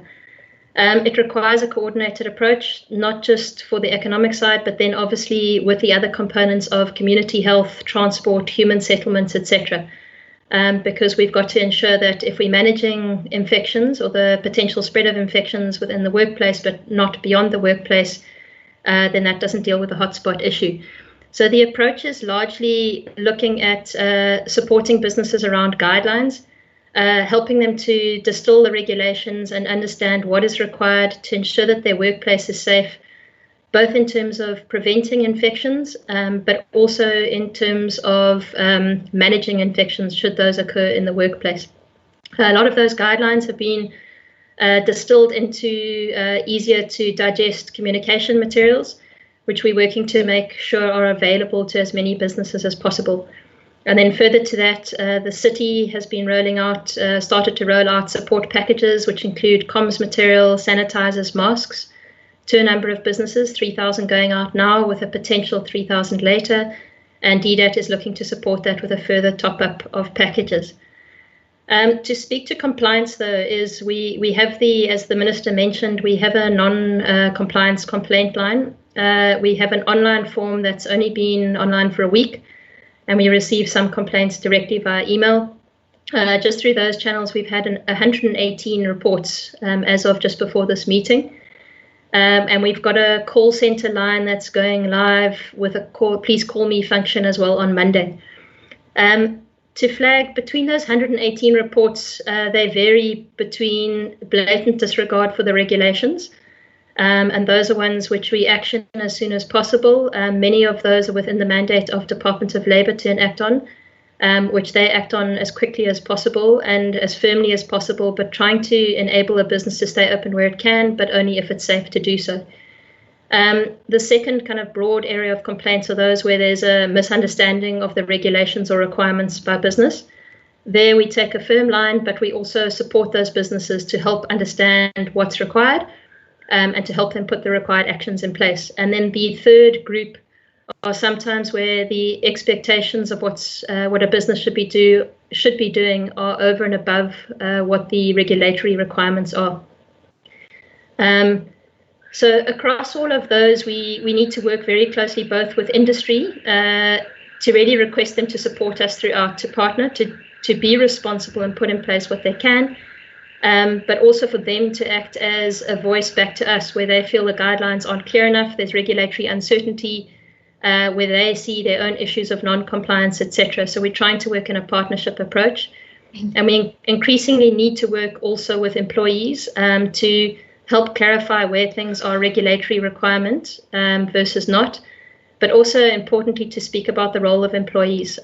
So we've picked up, we're having some issues, for example, around canteens of large businesses, where sometimes social distancing practices and wearing of masks, etc., are not being practiced. So we need to work with all parties. It's absolutely a partnership approach, and we're trying to work, but we're very much building collaboration and building bridges in order to take this forward. I hope that provides enough for now. Thank you. Thank you very much to the department. We'll now move on to the Department of Small Business Development to answer those questions. Thank you very much, Chairperson, and thank you for the questions. On the issue of the relief fund and it coming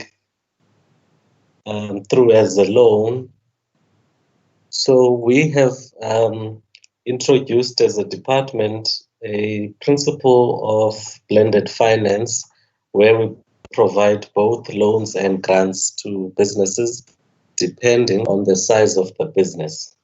So with the informal businesses, for instance, we provide mostly grants, as we have done with the spaza shops and the hairdressers and all the other categories of informal businesses that we support, including general hawkers and street vendors. Now, where the businesses have better cash flows, which we check through their management accounts and other relevant finance books and statements, we then support them via a blended finance model, which would then include both a grant and a loan. We would like to give everyone a grant, but it is not possible if we want to spread the cake as much as we possibly can. And given the huge demand from the SMME sector, it would not be sustainable for us to be issuing grants with all the funds that we receive, depleted and small as they are. So it is our considered view then that those who can afford loans, we then make a determination to fund them through loans. And because we are cognizant of the situation they are in right now, the funding terms have been seriously reduced, which is why we are lending at prime less 5%, which is a very good lending term to any business. And for the informal ones, like I said, we then give them grants. Now, if the grant is good enough to get the business up and make it operate sustainably, and they feel that they have the possibility and can afford to take up a credit facility, we make that available to them. But as a start and to get them up, we provide the grants as we indicated in the presentation.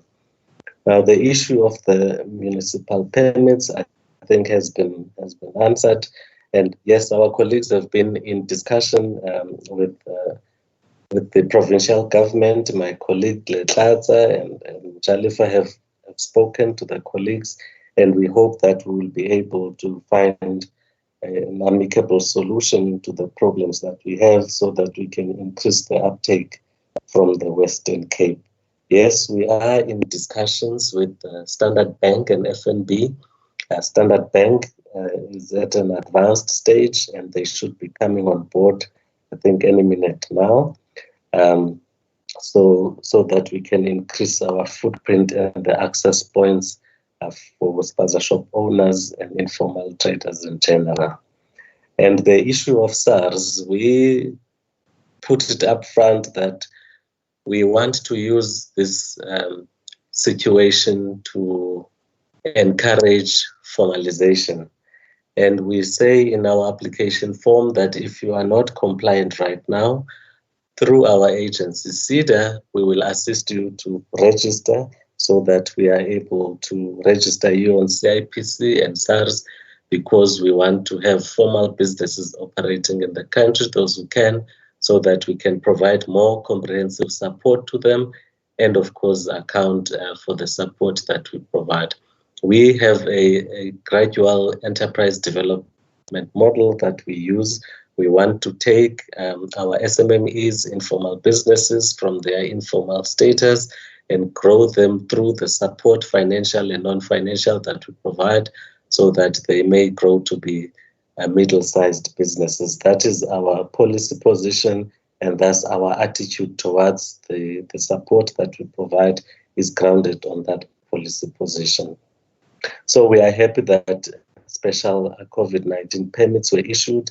We hope that this will then be shown and be evident in the numbers that will be trickling through from the Western Cape.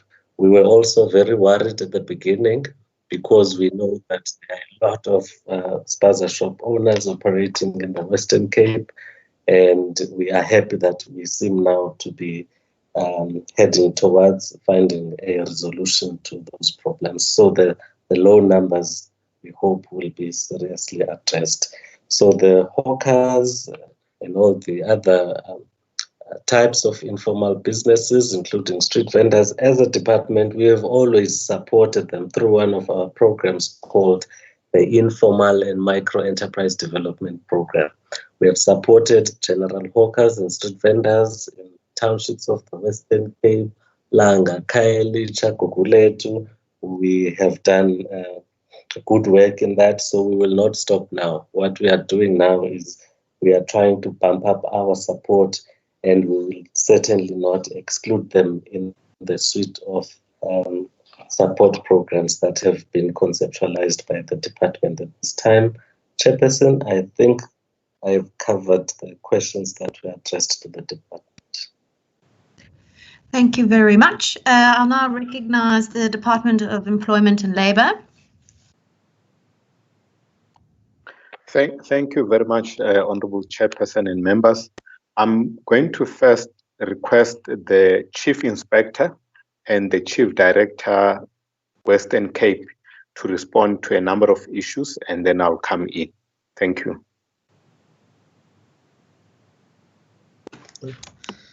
Good afternoon to the Chairperson and to the honourable members. My name is Mawel Ndamo. I'm the Chief Director in the province. Just to respond to some of the questions I think were raised. I think the first question which was raised, I think from the ANC, I think by Honourable Madam Kondlo, is on the issue of the 57% compliance. Whether shouldn't we get or achieve 100% compliance on companies that are inspected by the Department of Labour?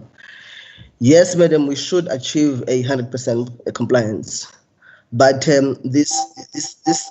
this level of compliance can only be attributed to the fact that these regulations are fairly new.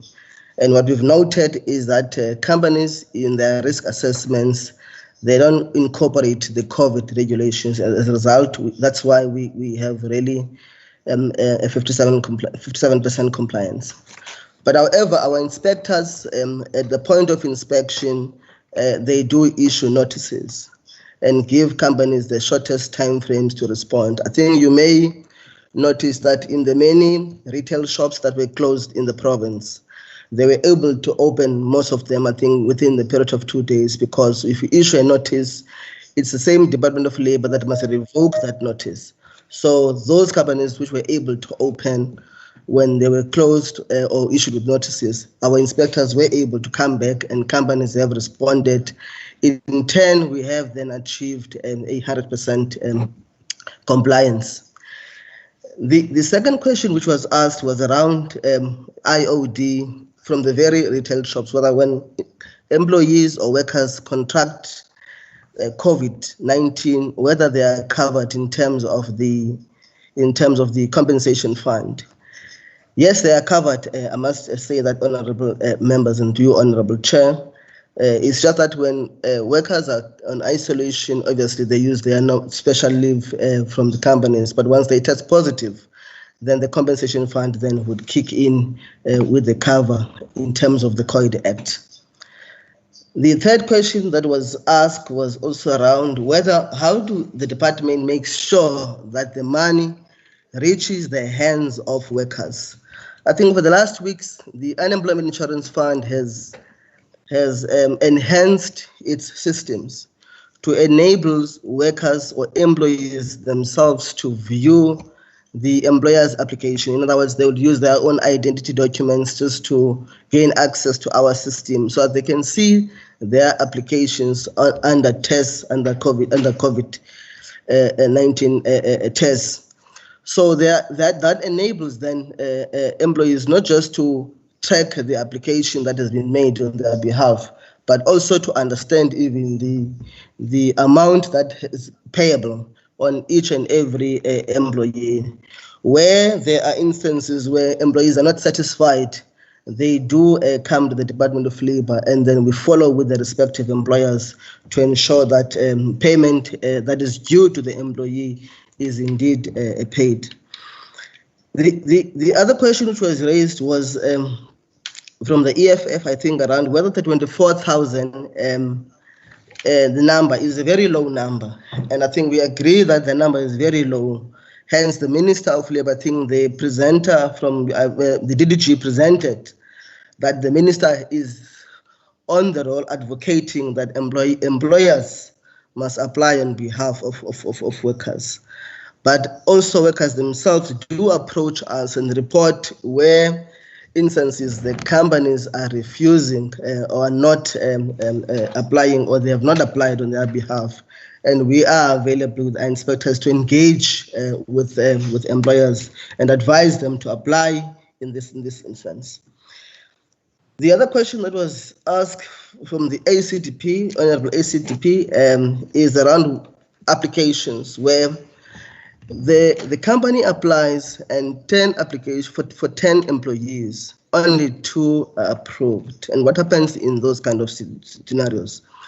What I must put boldly here, Honourable Chairperson, is that we do not process our application based on race. I don't think, I just want to really put that one and dispel that we don't have a race-based process in the Department of Employment and Labour. But we use our criteria to process claims.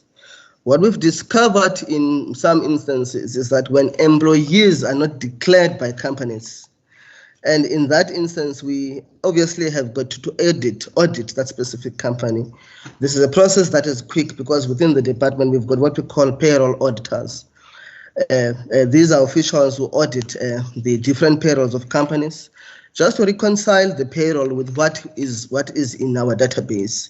In many instances, you'll find that the 10 employees that are applied for were not necessarily all of them declared, in the previous months. So we then, for purposes of governance, and we do call companies for audit purposes.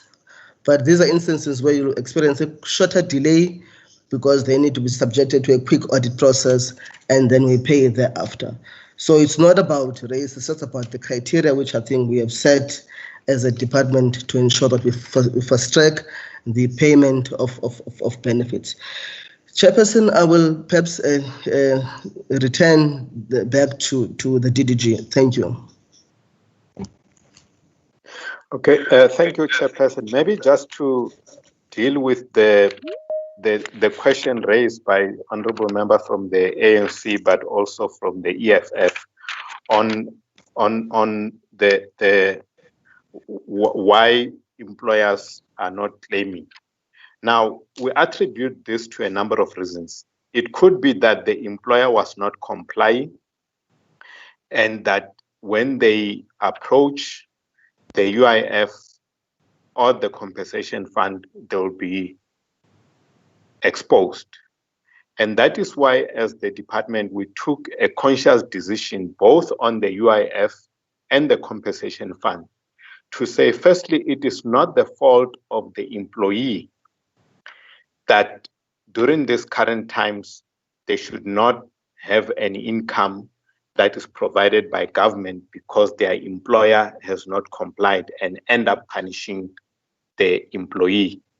And I think Mr. Mawele touched on this issue to say, previously people were shouting from out there to say that, no, we have supplied applications and the department has not paid us.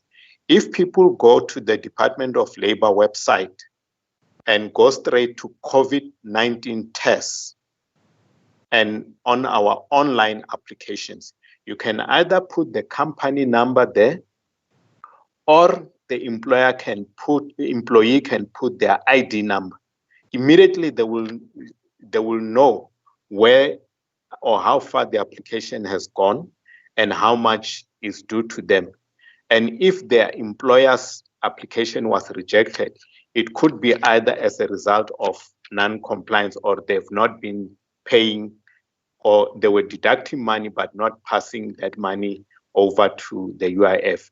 That is why we have now brought SARS in to call those employers, because on the UIF, if you are not properly administering your books and paying your PAYE, it means that you are also not complying on the UIF. That is why there's a special amnesty to say, come in, we will pay the employee.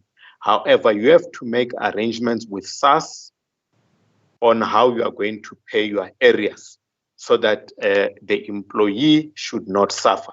The same principle was applied on the compensation fund. Now, with the compensation fund, money is not collected through SARS. Employees or employers pay directly to the compensation fund based on their risk profile. And some employers would not necessarily pay SARS or that is compensation fund. They will go on a holiday. And the situation that we are in now, if employees contracted the virus at the workplace, the compensation fund will have to pay the employee. However, we are saying to the employers right now, come forward and make sure that you are in good standing in terms of your books. That is why we have given extensions of deadlines, so that in the event that an employee contract the disease in their workplace, they are covered and the compensation fund will pay those employees the monies that are due to them. That explains the rationale why we have gone through that amnesty. And I think the issues around, lastly raised by the ACDP on a specific employee or employer who says they've actually made an application.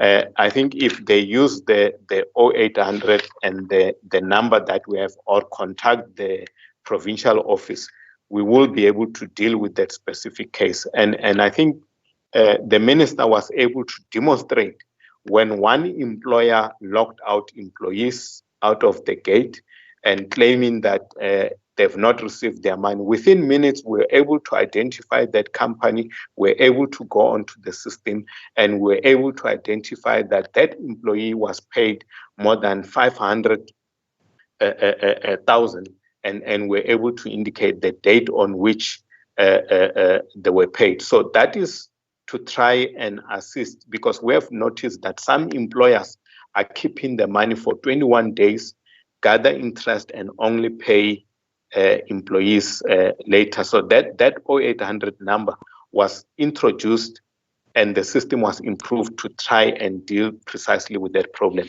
I think my colleagues covered all other questions. And I think the last one on the Freedom Front, on the leave, the issue here is that I don't think the minister I mean, this was a gesture on the department's part. The UIF ordinarily is not paid to anyone who resigned. It is only paid to people who are dismissed from work or those that get retrenched. Now we have got COVID-19. We took into consideration the fact that the Unemployment Insurance Fund accumulated some reserves, and that in an environment like this, the UIF need to come into the party without workers necessarily using their credits, which they would normally use when they have to claim the UIF if they are retrenched or dismissed from employees.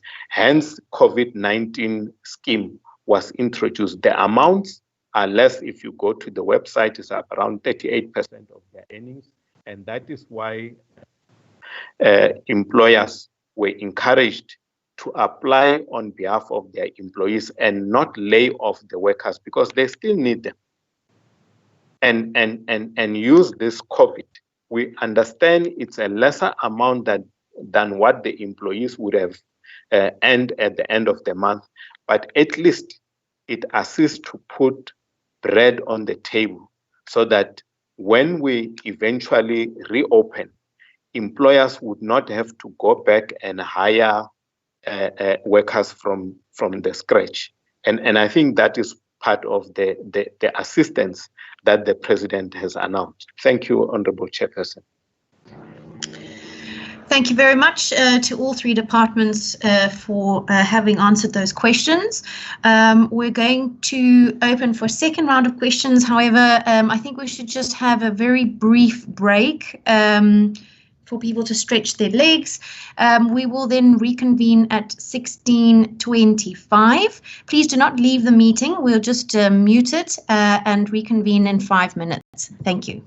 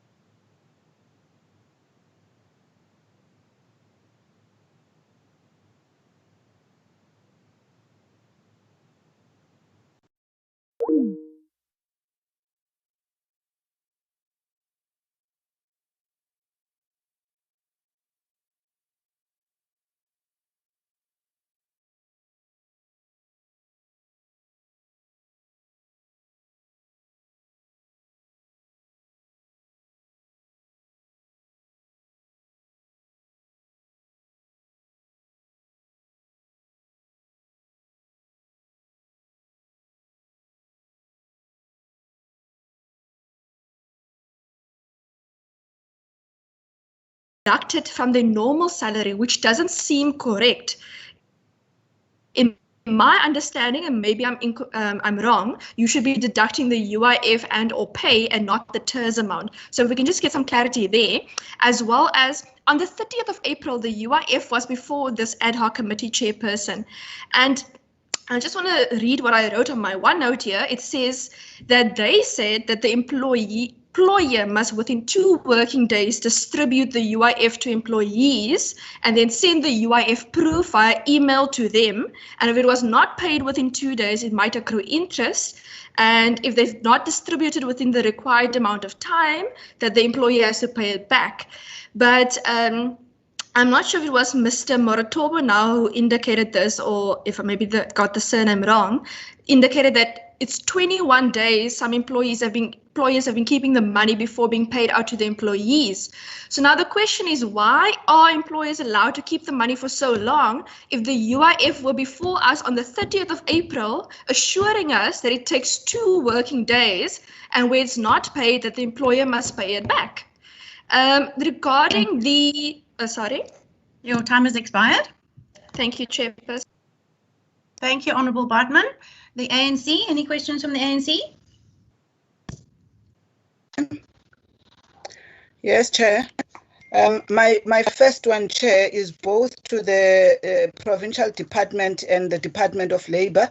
I just want to understand what is the enforcement capacity. I heard the department also saying they, with the assistance with the companies, they will also be moving towards enforcement. And what does that mean? I just want to understand how many enforcement officers from the Department of Labour do we have in the province, and what particular cases, especially in the hotspots, how many malls have they visited to date where there has been infections reported? Further, Chair, I just want to understand that in terms of the portal where for the PPE, how many to date SMMEs have actually received any, project and the value thereof to supply any of the PPE from that particular portal, if any, at this point? Is there such information that could be shared with us? And then in terms of the SMME forums, I see that many of the majority of the chambers or forums mentioned are more in the metro. So how is the department engaging or extending this to non-metro areas? My last two, Chair, is that I see in terms of food security, I'm not getting, one of the things we're told by the Department of Agriculture is that we are food secure. They did mention some of the challenges, in terms of the supplier value chains that we have. And I'm not hearing in terms of the economic recovery, if there are any particular innovation that is being done, especially there in terms of localizing food production, including the level to which at this point the bicycle trading that we're talking about is also given support, by the LEDs. My last one, are we getting the safety kits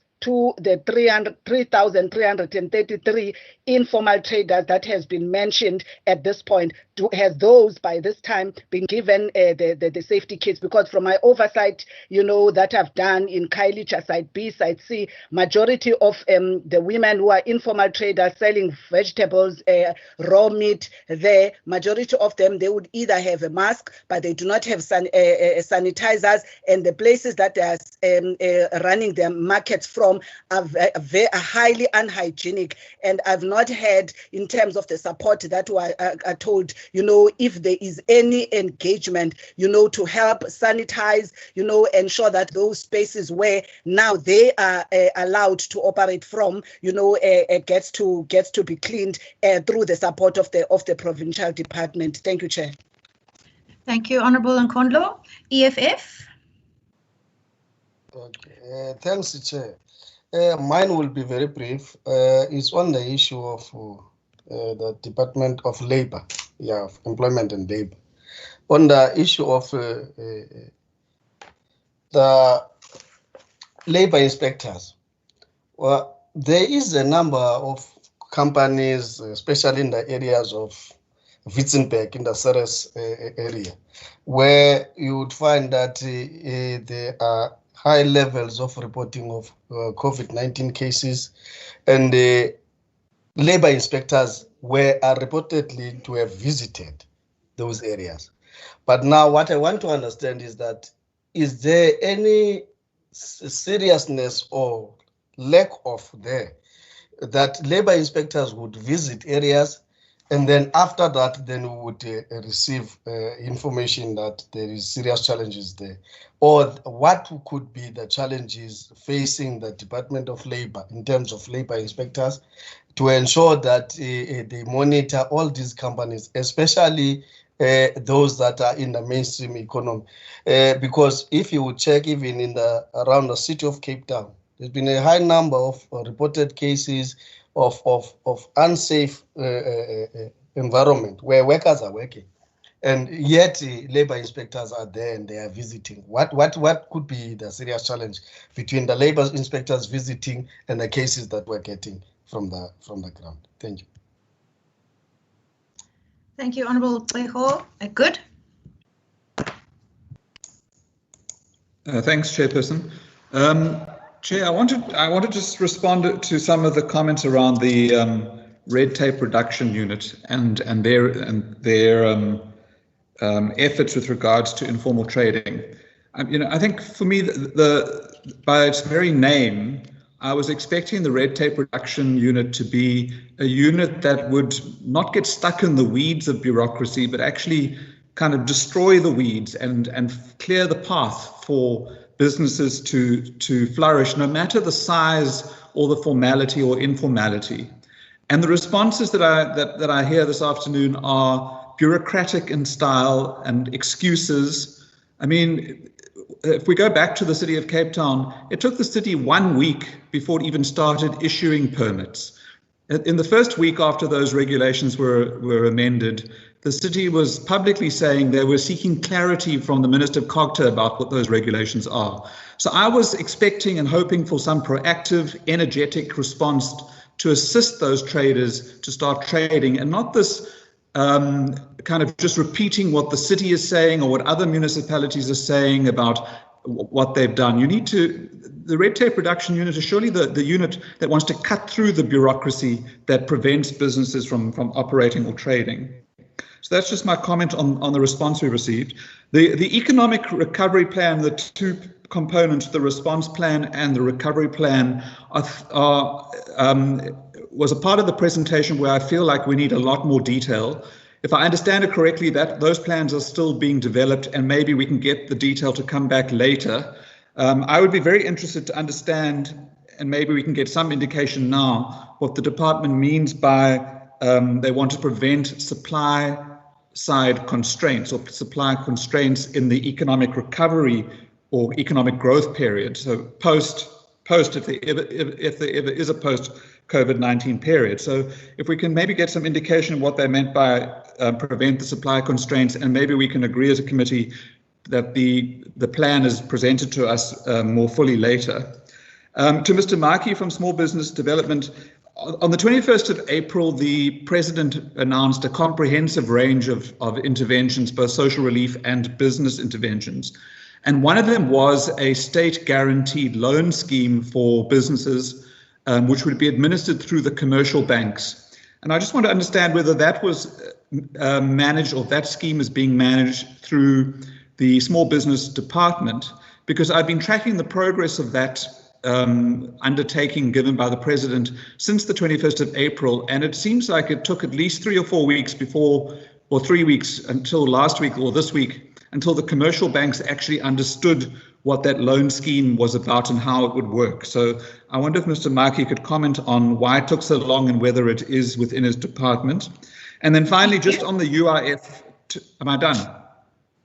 That's right, your 3 minutes have expired. Okay, thank you. Thank you. And we move to the HPP. Thank you, Chairperson. Thank you for those answers with the UIF payments. I'll advise them accordingly. I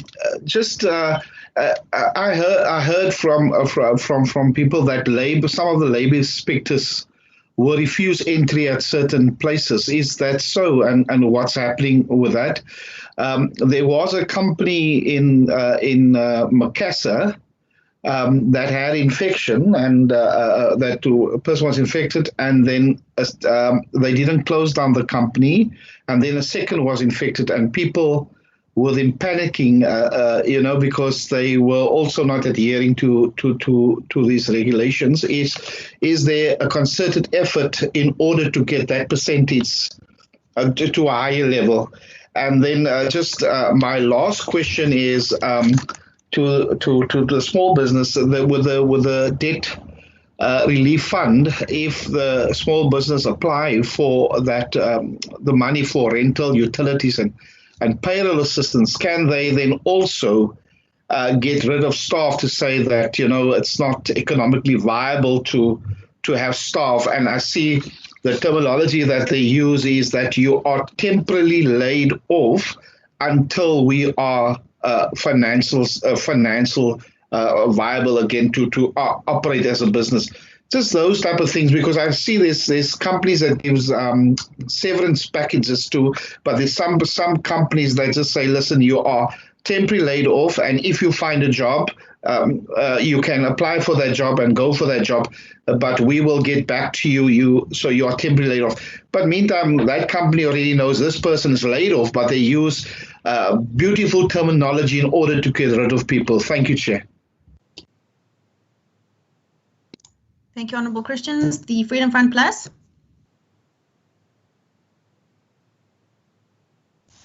Honourable Murray, are you on the line? I think Honourable Murray has probably left the meeting. I'll then hand over to the departments. I do ask, however, in the interest of time, that the responses be brief or as brief as possible. I will start with you, Minister Mania. Thank you. Thank you, Chairperson. I will be as brief as possible. First to the Honourable Nkondlo of the ANC.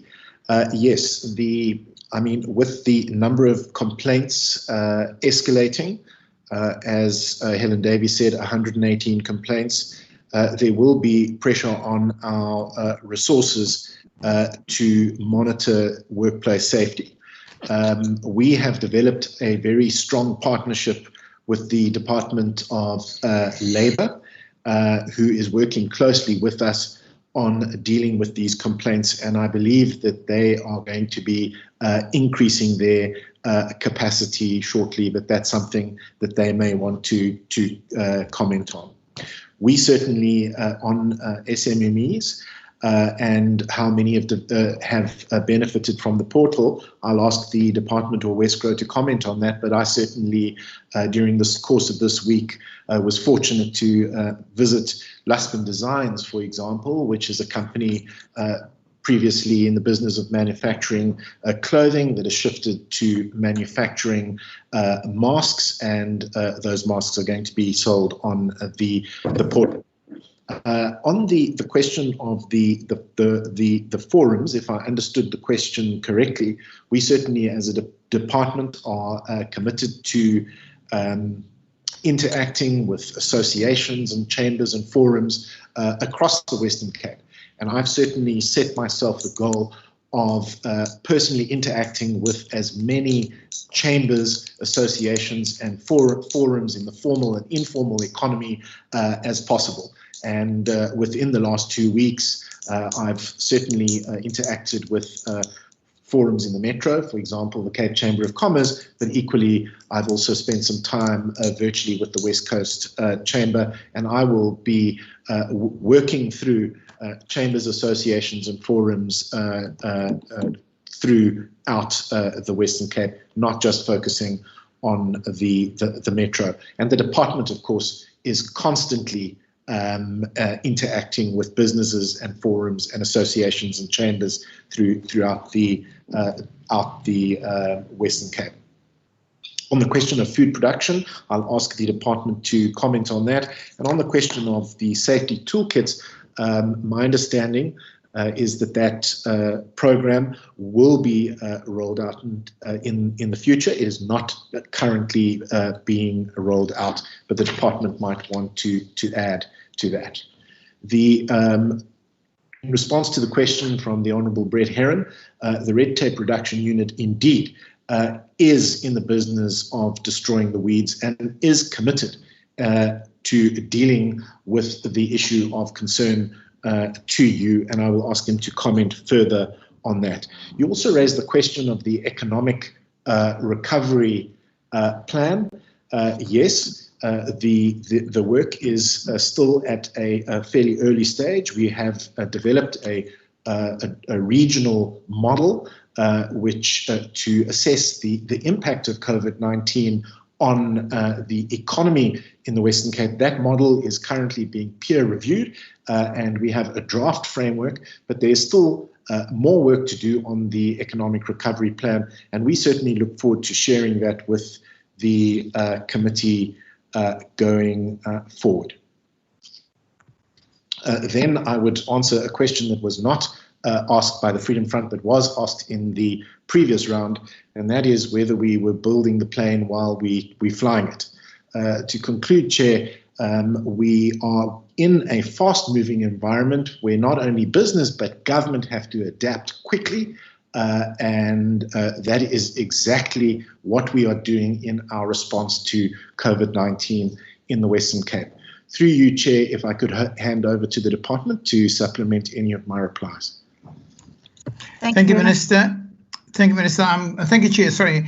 I'm going to ask Tim to respond on the PPE portal because the mask-a-thon is a very, very important case in point. I'm going to ask John to respond on the safety kits and on the SMME forum, and Rashid can talk about the food security and particularly logistics issues. And I think we would have covered everything else then. Thank you. Tim?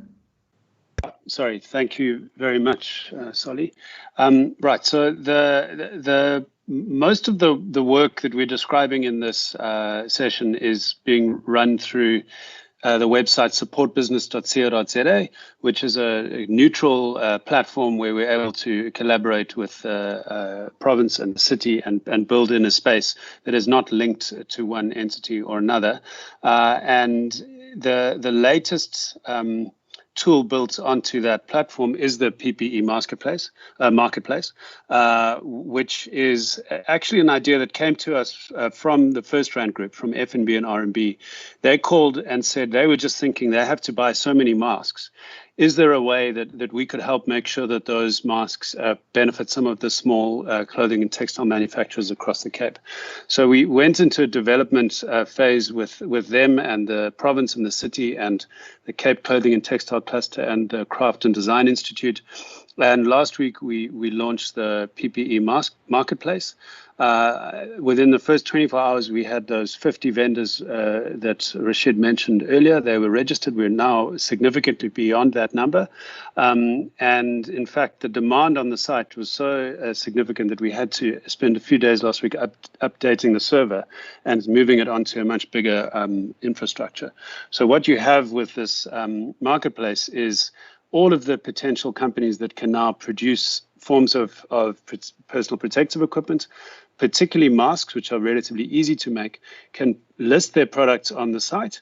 And then we're marketing the platform as a place for corporates to come and procure from small and medium-sized clothing and textile manufacturers across the Cape. Although we are not exclusively limiting it to the Western Cape, it's another one of those tools that is actually available to the country, although we do have the majority of the clothing and textile manufacturers still based down here in the Cape.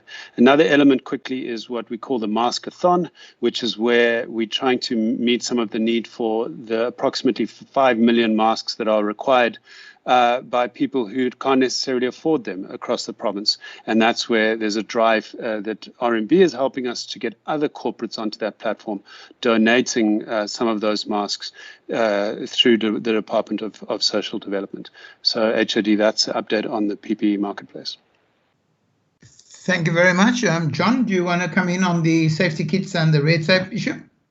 Yeah, maybe just to touch on the mask issue, on the database that we've tried to put together, or have put together, CDI, which is the Craft and Design Institute, that are sort of gathering all the smaller SMEs or the micro SMEs. They've got a database of about 160 small businesses that are able to manufacture masks in different quantities.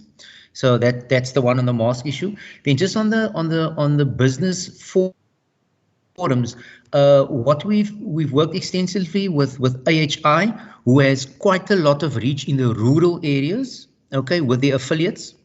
But I think the other organizations or other departments or spheres of government we've played a role with is the local economic development units at the various municipalities. So they've been in contact, or they have quite close contact with their local business chambers, and much of the information that we've been given out and the support that we've been given has been run out through those LED offices. So I think just in terms of the spread of information, the spread of support to business associations, it's not only limited to the metro. That's one. The issue on the safety, the safety kits. Again, we looked at a partnership with the City of Cape Town, but they are starting their program. And if I look at the last one, yesterday, they're starting the program on the 29th in the Somerset West, Gordons Bay Strand area, then they run to Kuils River, Brackenfell. So they've got and then in the 8th of June, they will run it out to Khayelitsha. We'll be doing something similar, but as far as possible, trying to supplement what the city can't cover. So they have identified about 3,000 through a formal application process, because what happens then, you have to apply through a portal, and then you get allocated a kit, and they would ensure delivery. We're going to be doing it slightly different in that when we're going to be hitting especially the hot spots, for example, the noon, certain parts of Khayelitsha, when we hit those hot spots, we want to hit those hotspots with the safety kits. So you get a better spread, and also it's almost immediate in terms of the delivery. So you don't do it in terms of a sequence, right? You're doing it in terms of what is identified as a hotspot. Just on the question that member Aaron asked, look, I think just in terms of the red tape unit, we certainly have a proud history or tradition of smashing red tape. I mean, the two examples that stand out was the what we've done in the film industry, which makes filming on dunes and certain areas in the Western Cape open to filming, which were previously was stopped or prevented by bylaws. That's the one. Our role that we played in the visas, I mean, that is well documented. I think just in terms of the COVID type regulations, I think that what we must accept is that the difficulty of regulations being released that in most cases are vague, and yes, we've never ever experienced it, so these things will come through. So it is difficult because in most cases the regulations pertain to multiple organizations that need to enforce. For example, there was a issue on the hot food, and remember with cake and confectionery, we were called by various pick and pays who were saying that SAPs were closing them down. Then when we called certain SAPs offices, they said no, they interpreted it in a certain way. But in other police stations or under their jurisdiction, the interpretation was different. So certainly with regard to this case with the informal sector, like I said, the initial interpretation of the city was we only contribute to existing, and then they changed. So that was, I think, that's a particular case that has been difficult. But like I said, our record speaks for itself in terms of busting regulations. Chair, we've got two more responses. The one is going to be Rashid on the food security, and the other one's going to be Joanne on the supply side constraints. And we can just get those two briefly answered. Thank you. Rashid? Very, very briefly, HOD. Yes, on the food security, I mean, there's a number of issues.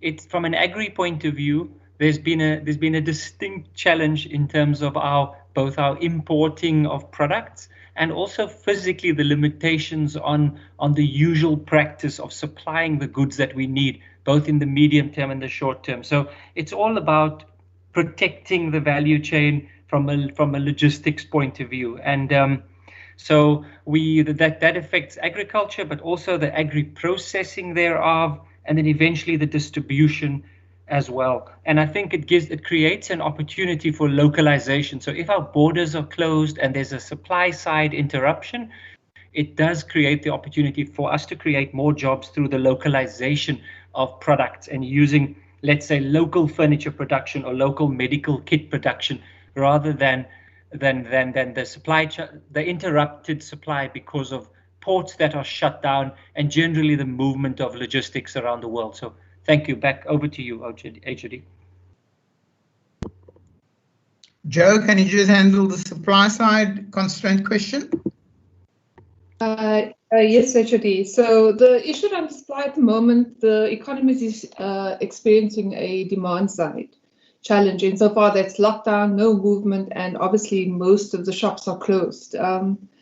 This obviously causes liquidity challenges that eventually, depending on how long the lockdown is going to last in whatever levels, are going to start causing liquidity and then solvency issues, which basically means that at the moment we have a demand side, but as your firms start closing down and shutting their doors, because obviously without being able to sell, they are not viable and they shut down, you then start causing a supply side. So you have less product basically to sell or available to customers. So even when you open up, those businesses may not actually exist. And this is obviously made worse by the fact that COVID-19 is global. So even your global supply chains coming into South Africa and being imported gets impacted. So that then causes supply chain challenges, which then has a knock-on effect in terms of inflation. And this you have a vicious circle going down, impacting on employment. So whatever happens during lockdown and COVID gets accentuated as with time, resulting in further and further job losses. And this is what basically happened in the Great Depression. And in the recovery plan, these are the issues that we're looking at grappling with about how we do support to try and revive and kickstart the economy post-COVID. Thanks, Sally. Chair, I think we've covered all of the questions. And so, yeah, hand over back to you. Thank you, Chair. Thank you, HOD. I'll hand over to the Department of Small Business Development, please.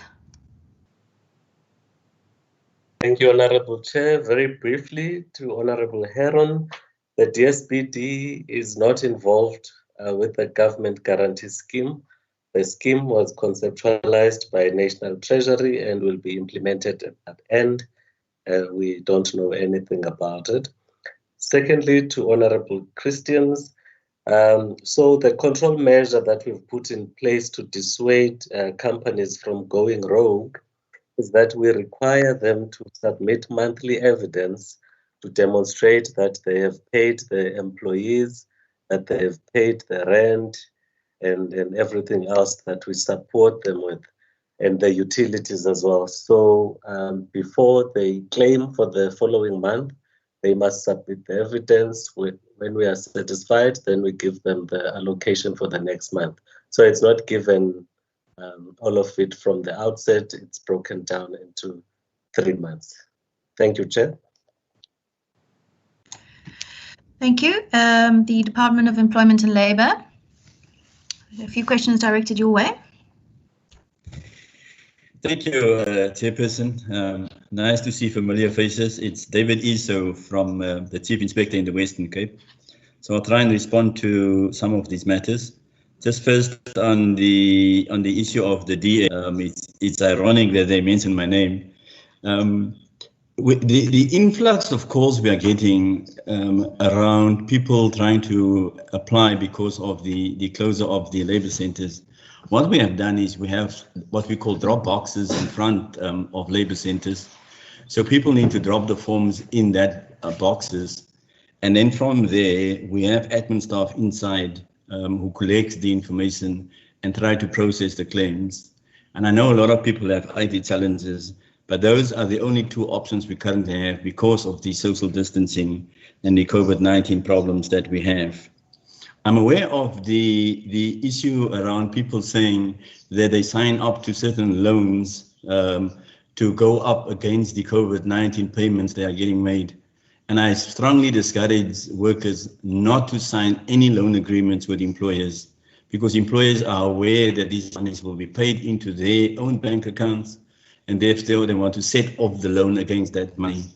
And we are certainly going to follow this matter up with alert security in Oudtshoorn, because my belief is that's what most of the employers are doing, so that they can assist employees who are waiting quite a while for their monies to come through with the COVID-19 applications. But we have sped up those applications now, so there's no need to make any loan agreements at all.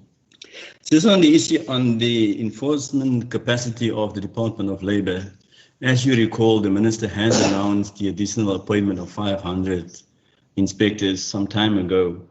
The Western Cape has got a portion of nearly 60 of those, and those 60 inspectors are being appointed as we speak. So we shouldn't have a challenge with capacity going forward.